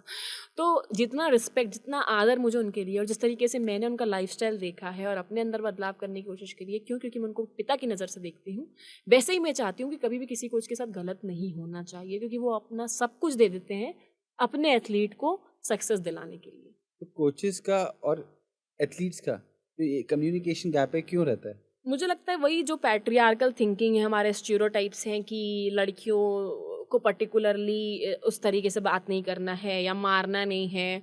या आप, फॉर एग्जांपल, अगर मेरा कोच मुझे कोई स्किल बता रहे हैं जिसमें उनको मेरा हाथ पकड़ना है, हाथ से पकड़ के बताना है, तो वो डरेंगे क्यों? क्योंकि कोई और क्या सोचेगा या बच्ची को बुरा ना लग जाए। तो मुझे लगता है कि इस चीज़ को चेंज करने की, फीमेल एथलीट से बात करने की, जो एक साइकोलॉजिस्ट कर सकता है, कोचेस को ट्रेन करने की बहुत ज़्यादा मुझे लगता है करा जा सकता है इस फील्ड में भी कुछ, ताकि एक अच्छा बॉन्ड डेवलप हो जाए। क्योंकि बॉन्ड डेवलप होने से भी चीज़ें बहुत, ट्रेनिंग लेवल्स या अचीवमेंट लेवल्स बहुत ऊपर जा सकते हैं, आई गेस। बट वहीं गुड टच बैड टच वाली बात भी आ जाती है। वही तो मुझे लगता है वो बात करने से ही ठीक होगा, वो सिखाने से, वो ट्रेन करने से ही ठीक होगा, आई गेस। क्या आपके सामने कभी ऐसा कोई केस आया है जहाँ पे गुड टच बैड टच वाली बात आई है? नहीं, मैं जब तक अकेडमी में थी तो by God's grace thankfully my coaches are God sent, and हम तो उनकी भगवान की तरह पूजा करते हैं, तो थैंकफुली कि मेरे सामने कभी ऐसा कोई केस नहीं। स्पोर्ट्स का ऐसा कोई डार्क साइड है जो कभी भी स्पोर्ट्स पर्सन्स या कोचेस लोगों के सामने बाहर नहीं आने देते? मुझे लगता है कि जितना समय जितना समय स्पोर्ट्स मांगता है, जितनी सारी चीज़ें स्पोर्ट्स मांगता है, जितना लंबा मेहनत का एक जो दौर होता है वो स्पोर्ट्स मांगता है, उतना आपको नहीं मिल पाता कभी-कभी। जितना आप डिज़र्व करते हैं या आप अचीव करना चाहते हैं, उतना हर किसी को नहीं मिल पाता। सब चाहेंगे कि आप अच्छा गेम करें, सब चाहेंगे कि आप बहुत अच्छा करें, आप बहुत समय दें, आप अपना डाइट का ध्यान रखें, सप्लीमेंट्स का ध्यान रखें, अपना लाइफ़स्टाइल का ध्यान रखें। बट कभी-कभी मिलता कितना है, बहुत थोड़ा-सा। तो आई गेस वो एक डार्क साइड हो सकता है कि जितना हम एक्सपेक्ट करते हैं या डिज़र्व करते हैं, उतना हमें नहीं मिल पाता, अनफॉर्चुनेटली। ऐसा बोला जाता है कि जब तक अगर कोई स्पोर्ट्स पर्सन की स्किन टैन नहीं हो रही है, इसका मतलब उसकी प्रैक्टिस सही से नहीं है, क्या ऐसा होता है? एक्चुअली मुझे लगता है कि जो इंडोर गेम्स है उसमें तो ये कोई बात ही नहीं हुई। आउटडोर गेम्स में ऑब्वियसली मुझे लगता है, बिकॉज़ आप पूरे टाइम जब धूप में हैं, सुबह शाम दौड़ रहे हैं, वहीं पे सब कुछ ट्रेनिंग हो रही है, तो आपको ऑब्वियस सी बात है ट्रेनिंग होगी। पसीना बहाए बिना तो स्पोर्ट्स में कुछ नहीं मिलेगा। क्योंकि अभी हमारे पास एक जो डाइटिशियन आई थी, वो बोल रही थी कि विटामिन डी के ऊपर उनसे बात हुई थी। हाँ, शी वाज़ सेइंग कि ऐसा बोला जाता है कि इंडियन फीमेल्स में तो विटामिन डी की कमी होती ही है, मुझ में भी है। तो दैट्स तो, आई don't know why, but vitamin D तो कम होता ही है। तो स्पोर्ट्स में एज़ अ एथलीट जब आप खेलते हैं, तो उसकी बॉडी पे आप क्या फ़र्क पड़ता है? मुझे लगता है जो हम वेट ट्रेनिंग करते हैं तो मसल बिल्डअप और जो हाइपरट्रॉफी होता है उससे मसल्स चेंज हो जाती हैं, बॉडी पोस्चर चेंज हो जाता है, चलने का तरीका चेंज हो जाता है, अब गर्लिश नहीं रहते थोड़े, particularly I am talking about athletics and my self, what the changes I saw in my self. तो यू बिकम अ बिट बॉयिश, है ना, बिकॉज आपका गेम ही वैसा है, आप पूरे टाइम वेट ट्रेनिंग कर रहे हैं, आप दौड़ रहे हैं, रेत में गिर रहे हैं, पूरे टाइम रेत में हैं, बॉयज़ के साथ ट्रेन कर रहे हैं, कभी कभी आप बॉयज़ से कम्पिटिटिव हो जाते हैं, you have to be strong both physically and mentally. So वो चेंजेस ना कभी कभी सोसाइटी को पसंद नहीं आते, जिस तरीके से हमने पहले बात करी थी। और स्किन का कलर तो काला होना फिर वो बेसिक चीज़ ही है। तो स्पोर्ट्स पर्सन कोशिश ये करते हैं आजकल कि सिर्फ़ उनकी स्पोर्ट्स वालों के साथ ही शादी हो, बट ऐसा कई बार हो नहीं पाता और फिर लाइफ़ में स्ट्रगल्स बहुत होते हैं। बिकॉज़ आपको मुझे लगता है कि जैसे एक डॉक्टर का लाइफ़स्टाइल एक डॉक्टर ही समझ पाएगा, क्योंकि वो उस चीज़ से गुज़र चुका है। तो एक स्पोर्ट्स पर्सन का लाइफ़स्टाइल एक स्पोर्ट्स पर्सन ही समझ पाएगा कि वो किस समय स्ट्रेस में है, किस समय उसका थॉट प्रोसेस कैसा काम कर रहा है, अब उसको क्या खाना है, या वो मुझसे क्या बात करना चाह रहा है, या उसको क्या परेशानी है। अगर मैं एक स्पोर्ट्स पर्सन हूँ तो ही मैं सामने वाले की वो सारी चीज़ें समझ पाऊँगी। अब अगर ऐसा होता है कि मैं स्पोर्ट्स पर्सन नहीं हूँ और वो स्पोर्ट्स पर्सन है, वो मुझे कुछ समझाना चाह रहा है, वो he is trying his best, but मैंने कभी वो चीज़ देखी नहीं है तो मैं नहीं समझ पा रही, तो उसको इरिटेशन होगा, एंड दैट हुँ। Develops clashes, I guess. So yeah thanks भावना, आज बहुत सारी हमने बातें करी। इतनी स्पोर्ट्स में इतनी डिटेल्ड वे में बात करी, जो कि जनरली लोग थोड़ा संकोच करते हैं कैमरे के सामने बोलने के लिए। तो हाउ वाज़ योर एक्सपीरियंस? कैसा था आपका पॉडकास्ट आज? एक्चुअली आई लव स्पीकिंग जो मुझे लगता है मेरे फॉलोअर्स को पता ही होगा, मैं बहुत बोलती हूँ। It was wonderful to talk with you, to share such scenarios, my perspectives, आपके पर्सपेक्टिव्स के बारे में सुनना, और मैंने भी बहुत कुछ सीखा। तो I loved talking with you and it was a wonderful experience for me. Thank you so much. Thank you, Bhavna. Thank you so much for coming here and sharing your thoughts. Thank you so much.